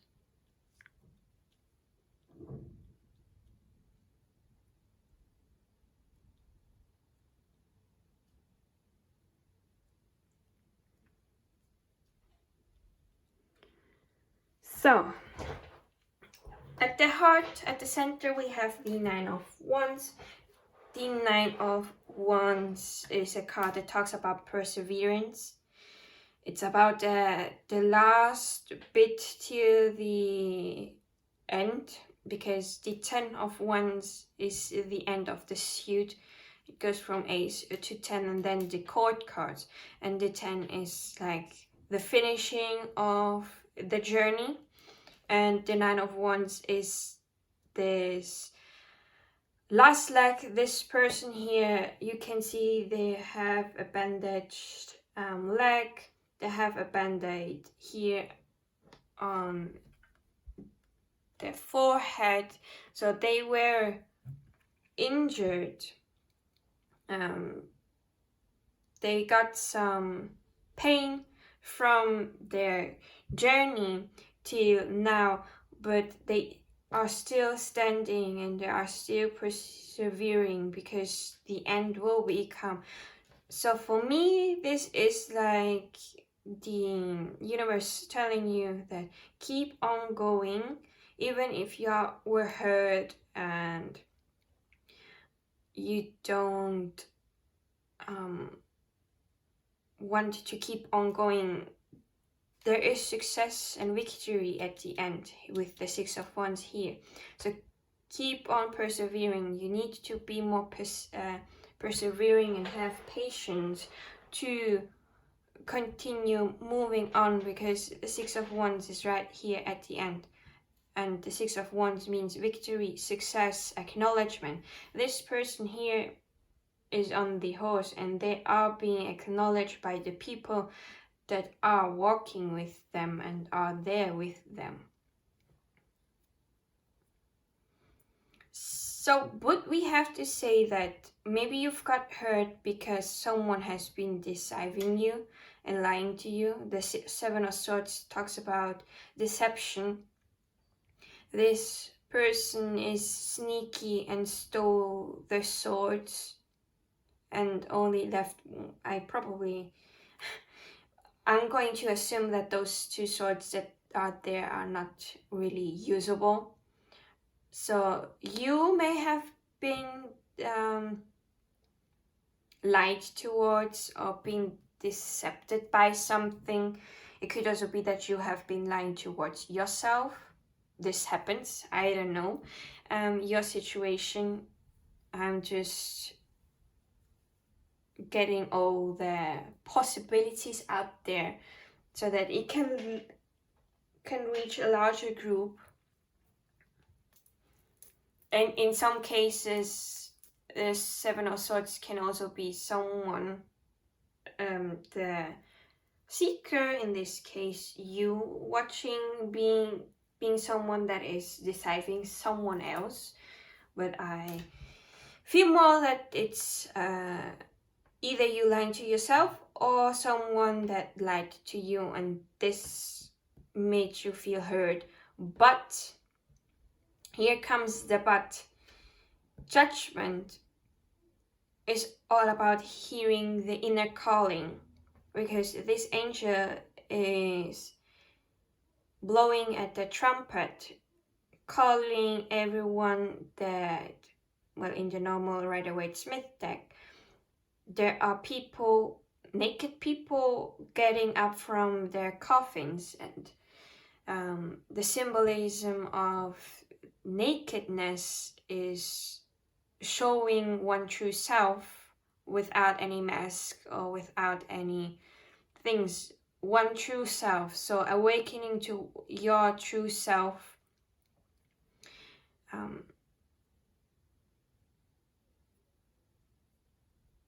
Like I'm getting more of it that this is the wake-up call, and you realizing either that you have been lying towards yourself or that someone has been lying towards you.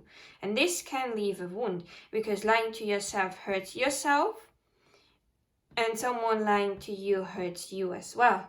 And I know it. I've been betrayed by someone I trusted in the past. They were my best friend. But I needed this wake-up call to see, hey, this person is not someone that needs to be in your life, and after that I never talk to them anymore.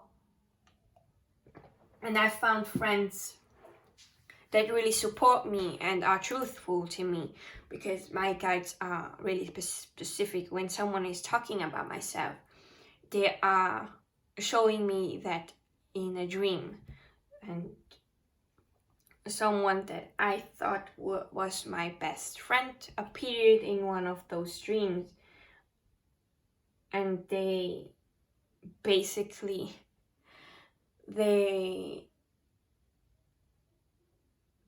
turned themselves in because they told me that they were talking about me to their cousin. So when I woke up, I knew deep down that what this was is a warning, saying that the person that I consider a friend is gossiping about me to someone else while I'm not there, or talking about me to someone. And so I stepped a little bit back from their energy and only meet them because we have common friends. So I cannot just go and say bye-bye till never again. So I just stepped back and I'm out of this myself. I don't engage anymore, only when they do with the others. And I try to meet them as less as I can. So I've taken my wake-up call, and I've been wounded by it, but it just showed me that I cannot trust everyone. But by taking the step back, someone else entered my life that is truthful to me, and so I can trust them.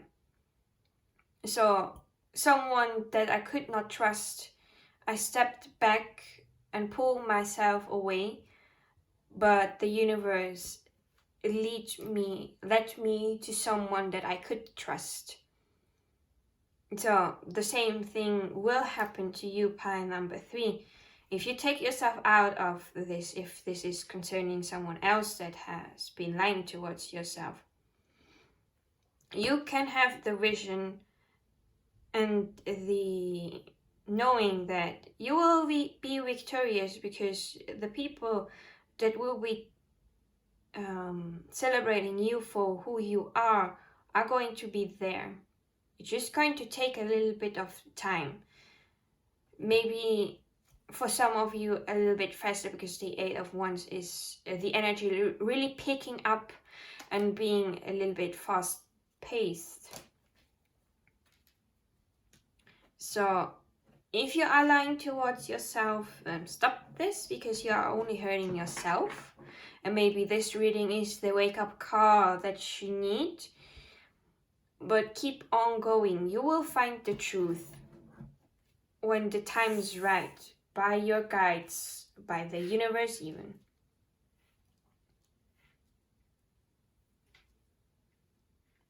So, now let's get to the oracle, the first oracle deck. This is the Archangel Michael oracle in Spanish, but I will translate it to the best that I can. And if I can't, I will use a translator app to help me out. But yeah, in this oracle deck, are the words of God and prayer. And if you don't resonate with it, you can always change that to something that you resonate with, like I do with the universe. And prayer, you can say affirmation, incantation, whatever fits your shoes. So, dear universe, what else do you want to tell pile number 3? Dear universe, what else do you want to say to pile number 3? We've got distance yourself from this situation. as I was saying, that I distance myself from this person because they are also energy vampire. So to protect myself and my energy, I've distanced myself, and I'm also not revealing what I am doing to them because I know they would be talking about me to others about what I do. So I also stopped talking about myself so that they cannot use that to gossip about me to others. They know things from my past, but not what I'm currently doing or what I want to do in the future yet.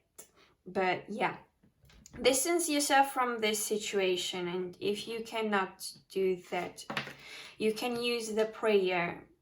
Of course, you can change the prayer word to something else, but it's the translation here. Use the prayer to ask for help. You can use this multiple times, over and over every day before you go to sleep, and so on, what feels best to you. It says here, Archangel Michael, I ask of you to cut with your sword of fire everything that my fear is holding towards and emotions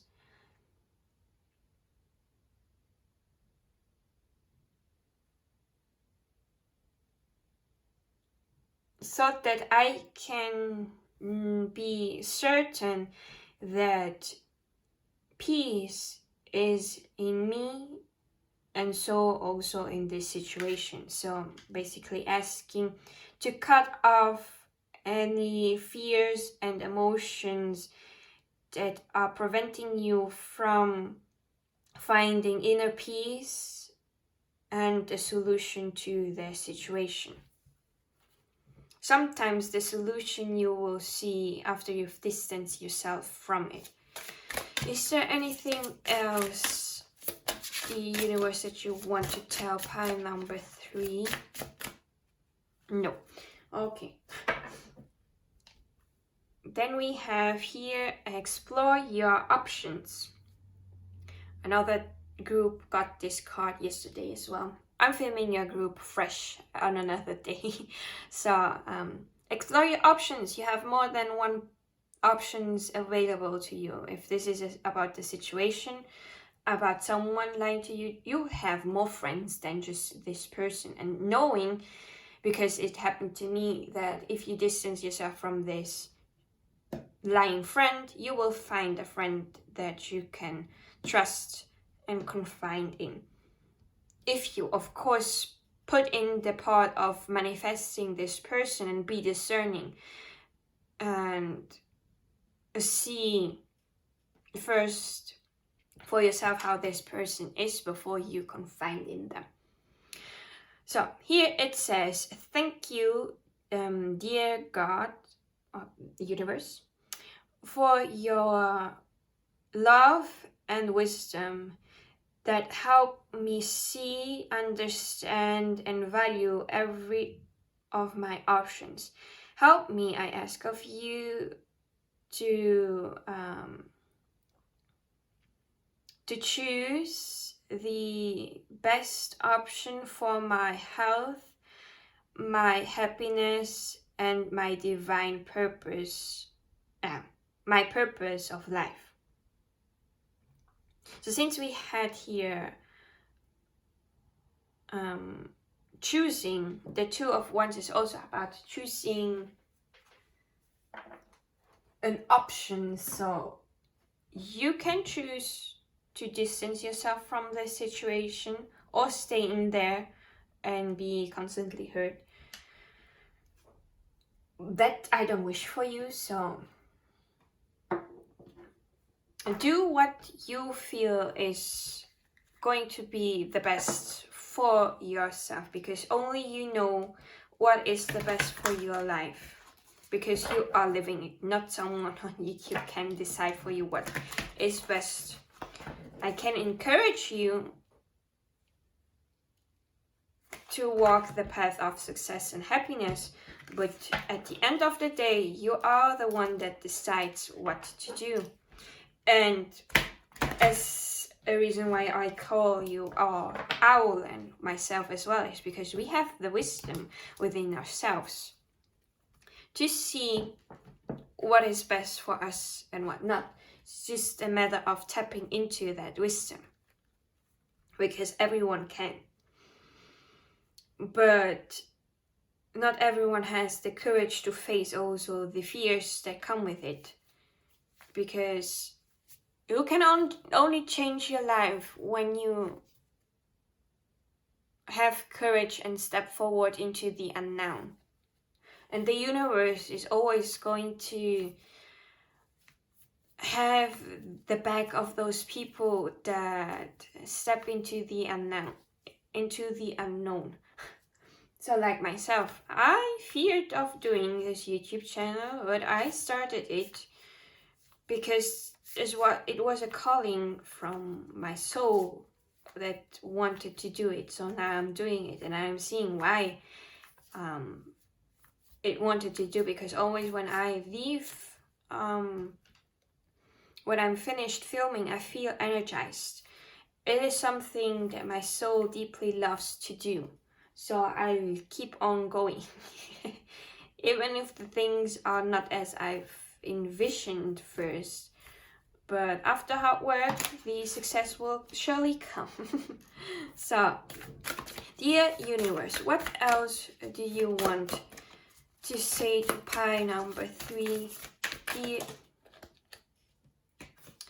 We are nature, becoming grounded embodiment, living in connection.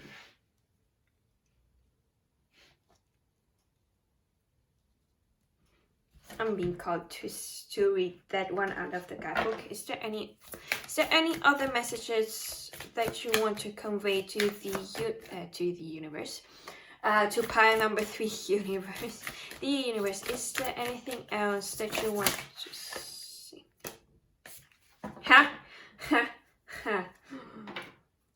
At the back of the deck, we have Brothers of the Rose, sacred masculine, honor, protection, and support. This card is talking all about healing the sacred masculine, the yang energy.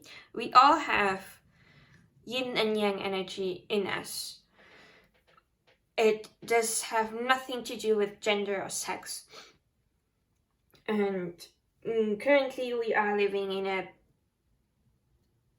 a world where the sacred masculine, it has been distorted, and we may be the ones that came here on earth to help heal the sacred masculine and the feminine energy, to bring in more balance into the world.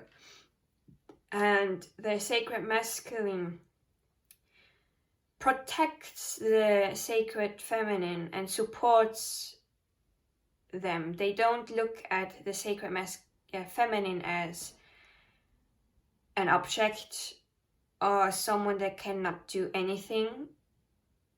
They support the sacred feminine with all the dreams and visions that they have.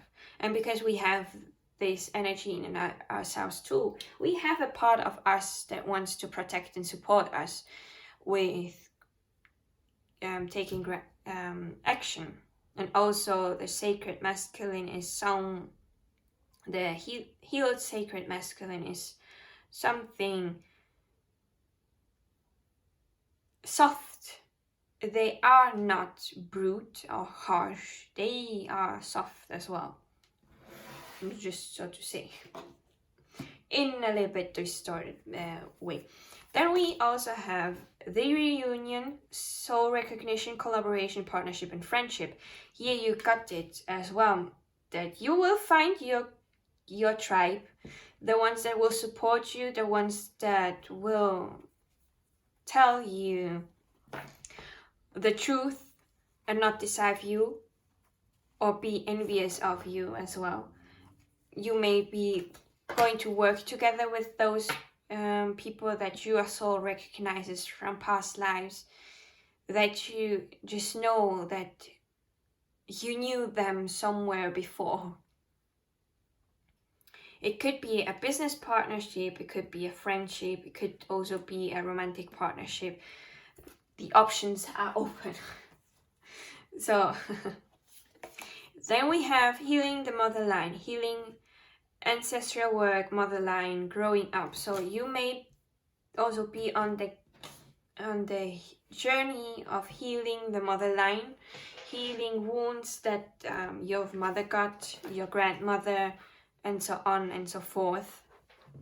It fits perfectly with the brother of the rose. It's like this card is also like healing the fatherly aspect, because most of the time, not always the male gender has more of the masculine energy in them than the feminine, than the female, but it doesn't have to be. It can also be that females have more of a masculine energy to them.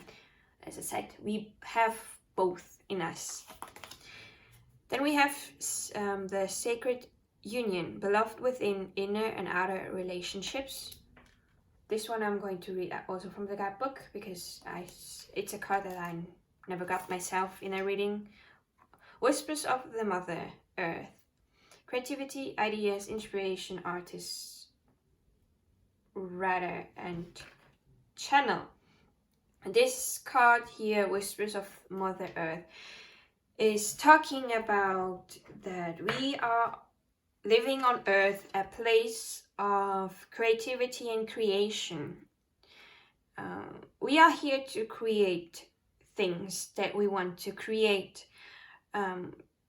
Writing that song, writing that book, making those drawings, making the paintings, expressing ourselves in some kind of way that our souls want to express. But most of us have forgotten how to create, because we are only consuming and wanting more and more. And this is at the end not sustainable to us and not making us happy at all. So this card talks about what is your soul wanting to create right now? What does it want to express? It is like finding again the inner artist within ourselves.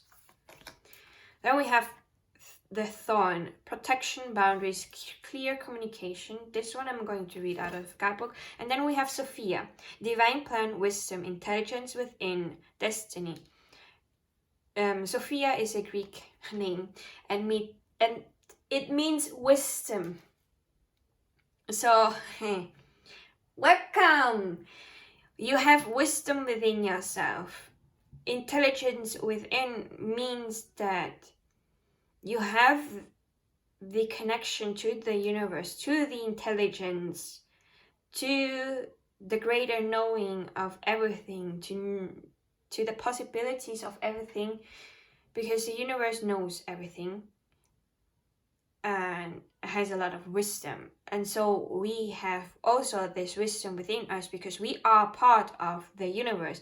And this fits perfectly with we are nature, because we are nature, we are part of nature as well. So it means also divine plan, that whatever we are going through is part of a greater plan.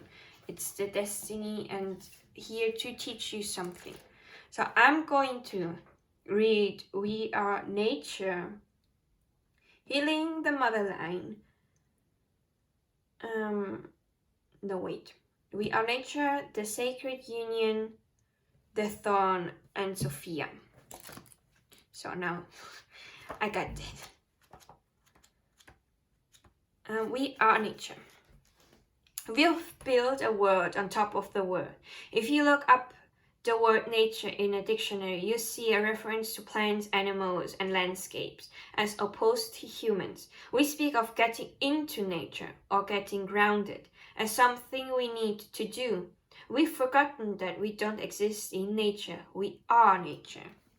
Indigenous earth-based traditions have always seen the planet and all beings as interconnected and sacred, humans as one with the earth itself.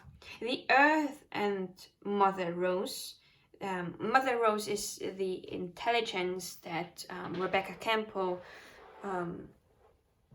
connected with in doing the Rose Oracle. It's like the entity that delivered the messages for the Oracle deck. The Earth and Mother Rose are calling us back to the Earth, to weave the sacred back in, to weave nature back into the center of our everyday lives, to see ourselves as nature and to spend more time interacting with the living natural world. Returning to nature. How's your connection with nature? What's your relationship with your own body? How can you live in a more grounded way? This card is an invitation to develop a deeper connection with the earth, to actively spend time with the physical, natural world around you, to touch it and to take your place as a custodian of it, to see the sacred in all of life, to notice the changing seasons around you and within you, and to remember that you too are part of the earth's ever-changing landscape. To remember that you are nature and that you always find your true nature in nature. To embrace your body as your home and the planet as your mother. Something to meditate upon, to find the answer, to make a journal entry are the questions. How can you connect more deeply with nature and your own true nature? How can you return more to the earth? And we call planet also as Mother Earth, or her consciousness, Gaia, Mother Gaia. I personally call her Mother Gaia, but that's just a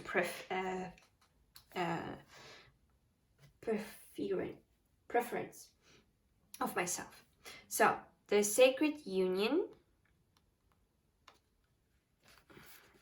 Relationships are how we grow. They cradle and stretch us. Through connection and division, love and hurt, compassion and separation, they invite us to return again and again to the most important relationship we'll ever have, the one with ourselves, the sacred union that's been waiting within. Ancient mystery teachings whisper secrets of sacred unions. Hieros, Gamos, sacred marriage in early Christian mysticism and Kabbalah.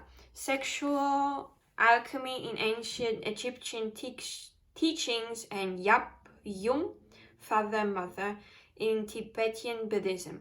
We are familiar with mystic couples such as Isis and Osiris, but we each have the sacred masculine and feminine within. The sacred union through external relationship is always an invitation to deepen the union within. Every relationship can be seen as an invitation to deepen connection with the beloved within, even our most challenging relationships, especially the most challenging ones. The sacred union isn't just between you and another, it's returning to yourself. And when we return to ourselves, we also return to humanity as a whole. Maybe you're being invited to grow through relationships. Perhaps you feel like you're being tested or stretched, or find yourself longing for something external. This is an invitation to deepen the connection within, to embrace yourself fully and treat yourself like the most precious person on the planet. The more embraced you feel, the easier it is to embrace others. Then we have the thorn.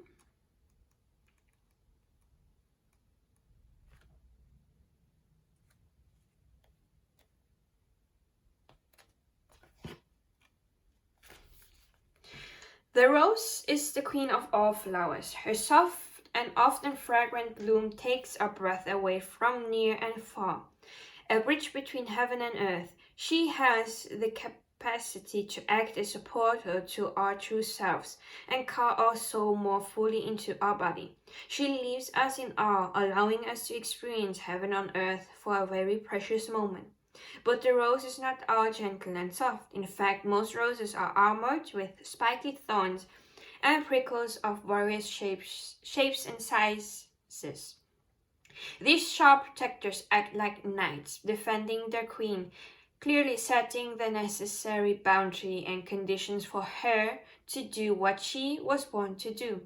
We too are like the rose. So often we don't get taught how important clear communication and loving boundaries are to our relationships. When we are not clear on our needs, when we don't communicate them, when we don't take responsibility for them, it's impossible for others to give us what we need. This often results in a breakdown in the relationship. Communicating our needs and establishing our boundaries allows not just us to feel safe, but those we are in a relationship with to feel safe too.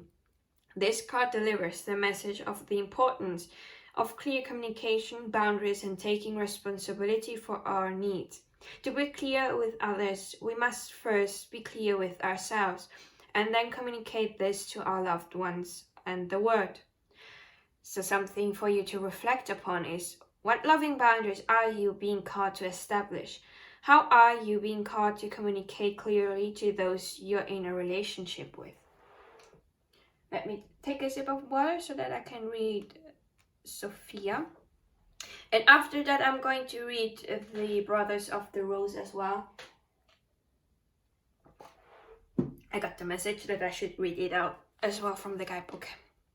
So, Sophia. Sophia is a Greek word meaning wisdom. Sophia is thought to have been a force present at the time of creation and is often presented as a woman. This turns our patriarchal understanding of a sole male god responsible for creation on its head.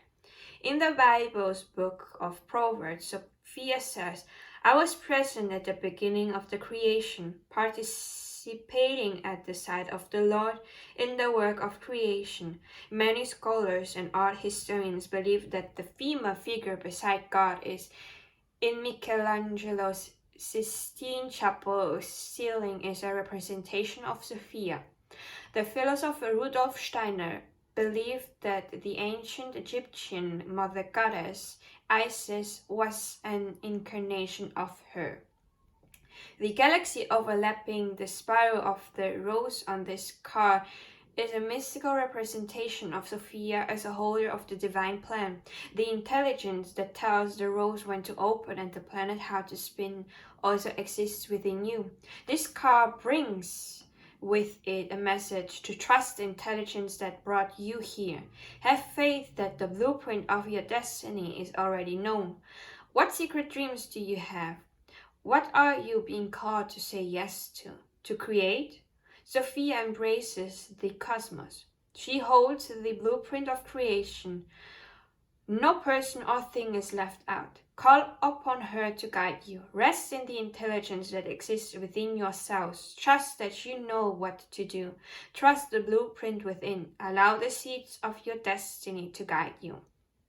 And an affirmation, Rose Transmission it's called here is, I trust the divine plan, activate the intelligence within myself, and unlock and act on my most expansive destiny now.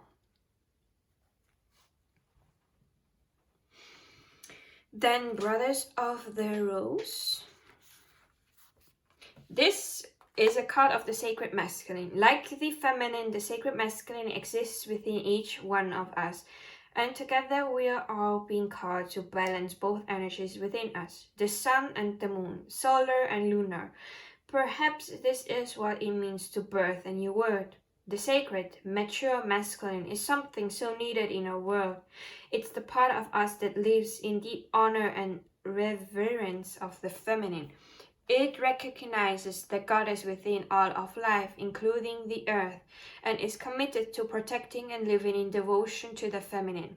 The sacred masculine knows that striving and overpowering, enduring and conquering are not helpful. The sacred masculine is strong and tender, protective but not defensive. This card could be a sign that you're being called to work on the sacred masculine energy within you that's maturing and rising. It could be that you're being called to work on ancestral healing of the paternal line. It could be an indication that you're being called to invoke or acknowledge the sacred masculine in those around you. Or it could represent the sacred masculine appearing in your life. The sacred masculine exists within all of us.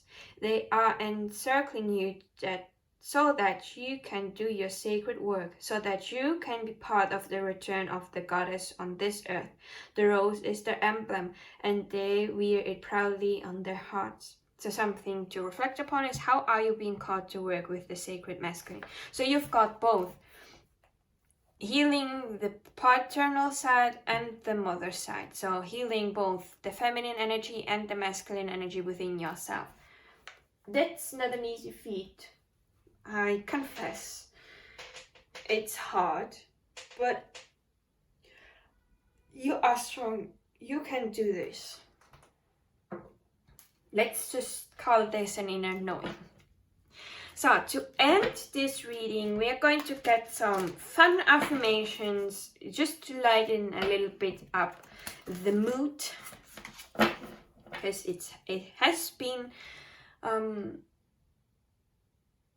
serious, this reading. So to lighten a little bit up, dear universe, which affirmations do you want to share with pile number 3? Dear universe, which affirmations do you want to share with pile number 3? Ups and downs. I see life as an incredible ride, and I'm lucky to be on it. Yes, the ups and downs make me want to puke sometimes, but they're also what makes things fun and interesting. And when you look back, even puking on yourself makes for a good story. It's like all the drunk stories that people have, that in the moment when they are going through the aftermath of drinking too much, they are not finding it funny at all. But later, most of the time, they talk about their stories with great fun. So, as an example. So, what other affirmations do you want to share with pile number 3, dear universe?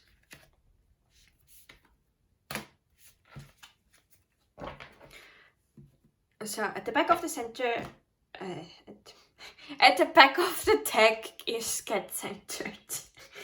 At the back of the centered, okay. All the other 2 groups got that card as well.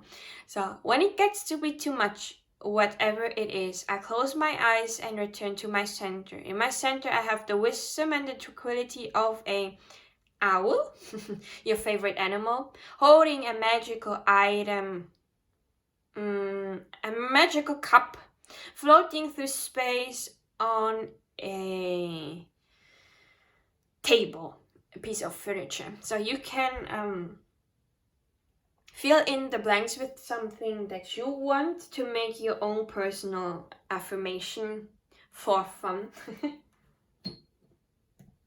So then we also have positive thinking. In the garden of my mind, I water the good thoughts and weed out the bad ones. I throw in forgiveness and empathy seeds by the handful if I want. And I take a lawnmower to that jealousy and resentment patch. I'm a pretty badass mind gardener. Yeah, you can allow the negative thoughts to come up, but you can counter them with positive ones. So now this is an example that I recently went through. So on Sunday, the 14th of September is when I flew back from Greece to Switzerland, and I got my period, and I'm going to be honest and not talk about it, because this is something natural that all women that have a uterus and also claim to be women can have. Also, if you don't have a uterus, and you are transgender, you go through those days as well because of the hormones that you are getting from an outside source or something like this. So basically, I've had my period and I was dying. It was really... Was it the 14th? No. It was this... sorry. It was the 17th of September. I mistook the dates. So on the 17th, I got my period and on the plane. So I was dying with cramps and pain. And I had nothing on me to help me through the pain, because normally I don't take any pills for pains. I drink raspberry tea, and I have a warming bottle to help me through the pain. I'm just not a really fan of chemics when I'm going through my period. That's just my thing. They certainly are helpful when you have nothing on hand, but my father, because I was so much in pain I could not talk, so my father asked the flight attendant if they had something to give to me for the pain, and they only had either aspirin or tea. But I didn't want to take aspirin because I know that aspirin is something that can make your blood a little bit thin, more watery in a sense, and this can be quite dangerous for some people. So I decided to not get aspirin because I didn't know if this would affect my period in a bad way. So I said, no, I want the tea, and they gave me chamomile tea because they did not have raspberry tea. But I knew that chamomile is also calming, so I hoped it could also calm myself down. But I drank the tea. It did not get better, but I started to talk to my uterus. I started to encourage it and say, keep on going, you're doing a good job. Thank you for all you are doing. Every month you went through this cycle again and again. Thank you, I love you. And I just kept repeating it in my mind. And there was this voice in my head that talked, that's crazy, you're do you think that this is going to work? And I was like, I started to be the gardener and say, hey, look, if it works, it works. If not, then okay, at least I tried to do it. And now shut up. And then I just continued to do that. And I started, slowly I started to feel better and better, and the pain subsided. Normally when I go through the pain, there are some times that I'm going through the pain for 2 hours till it gets better, even after drinking tea. So it didn't take me 2 hours for the pain to subside. It took half an hour or so. So it got better faster than normally. And so I take this as an evidence that it works, so I can counter this evidence whenever my mind is being my worst critic. So this could be an example to how to do mind gardening. Then we have ultimate potential. I choose to live a life of my fullest potential. I trust that this will draw me towards experiences and people that support my growth and accomplishment. I'm going to say this again. Draw me towards experiences and people that support my growth and accomplishment. We had this theme of going on with the people. So Tuning into this frequency, I now reach higher heights than I ever thought possible. Knowing that's an option, why would I have ever tuned into anything else? I'm looking at you, smooth jazz and talk radio. Then we have peacefulness. I have a peaceful, tranquil, and untroubled heart. This is where I choose to spend my time. I can bring guests, but any person, thought, or event that brings drama or chaos is not invited. My heart is a special property and I'm going to keep it that way so we can all keep enjoying it and I can get my security deposit back. We had the peace with the distance yourself from the situation card from the Archangel Michael Oracle. Magic. I believe in magic. I see evidence of it all the time. And though the tricks can probably be explained away by something sensible and ordinary, they're not ruin the fun. Other people can fill their days with mere coincidence. I fill mine with holy crap, that's unbelievable. Then we have spontaneity. Do you like spontaneous adventures of the highest caliber? The only acceptable answer to this question is yes. So buckle up, Charlie. There is a pretty good chance your name is not Charlie. You're about to take a wild ride through the unexplored, unconventional, and underrated. You're about to learn that yes is a magic word with the power to unlock new dimensions in space, time, and after-hours hangout. Yes will lead you to experience you didn't think possible and teach you that lifelong friendships are sometimes lurking just behind the karaoke singer's mullet. When I was reading that and I got to the part with Charlie and the name, it reminded me of Sophia, saying that Sophia means wisdom. So maybe you're called Charlie, or your name is Sophia. And it reminded me of that the name we are given by our parents are names that we have chosen ourselves before we incarnated, because there are times where you can choose where you are being born because you're so with your spirit guides had a meeting to see which family would benefit the most with the things that you want to learn in this incarnation. So I believe that when I was planning my incarnation here on Earth, I chose this family because they would choose the name of Athina, which is the name of the Greek goddess of wisdom. That's why the whole owl theme in this channel.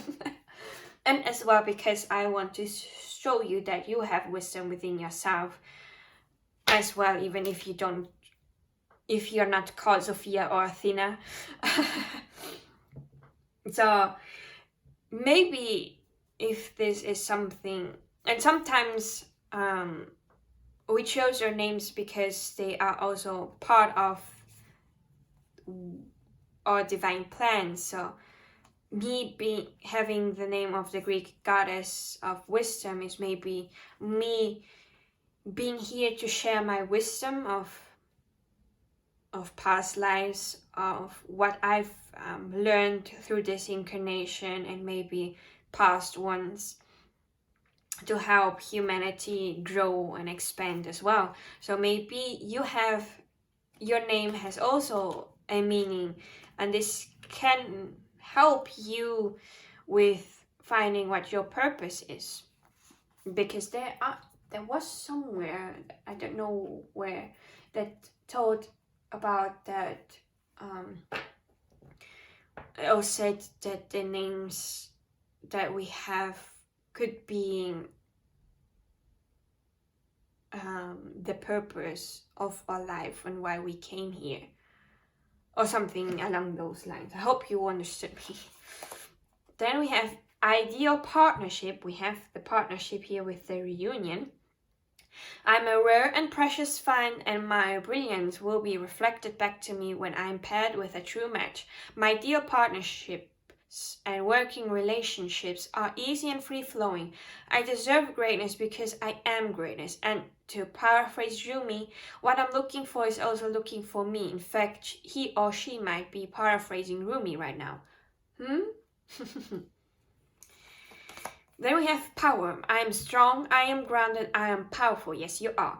I am like a cross between a dinosaur and a tank, but not a tank that is used for war. I am like a peaceful, loving dino tank who feels so strong it doesn't need to do anything but be. And then we have here Tankosaurus. Then we have love. Love is a many-splendored thing. Today I will notice and appreciate at least 3 of those splendors, like the fact that puppies make me feel like a parent, or the surge of self-congratulation I feel when I sing a 3-point trash basket shot on the first try, or how about the chills I get while singing along to name of song. You know the one. So which song gets you the chills when you sing it? Then we have nature. Well, we are nature, now we have nature here. I am not surprised. Somehow the affirmators deck today in your group is really working with the other cards that we got as well. This is beautiful to see. Nature. It's time to unleash your inner hippie and step outside of the man-made box. Take a walk in the woods, smell those flowers, hug some trees. You might think you're being ironic, like, look at me, I'm being all tree huggery and stuff. But you'll find that even then, those trees will hug you back. Trees come from a time before irony, and their earnestness is impervious to our jaded humor. If that doesn't make you want to hug them even more, well, I guess you're a robot. So pile number 3, this is all the messages that I have for you. I wish you luck, perseverance and strength. You've got this. You will come through. You will come out of this situation and be victorious. Victory is written here with the 6 of Wands that we have. So I'm cheering you on. You've got this. Keep on going. Thank you for sticking with me till the end, and I will be seeing you in my next video. Bye!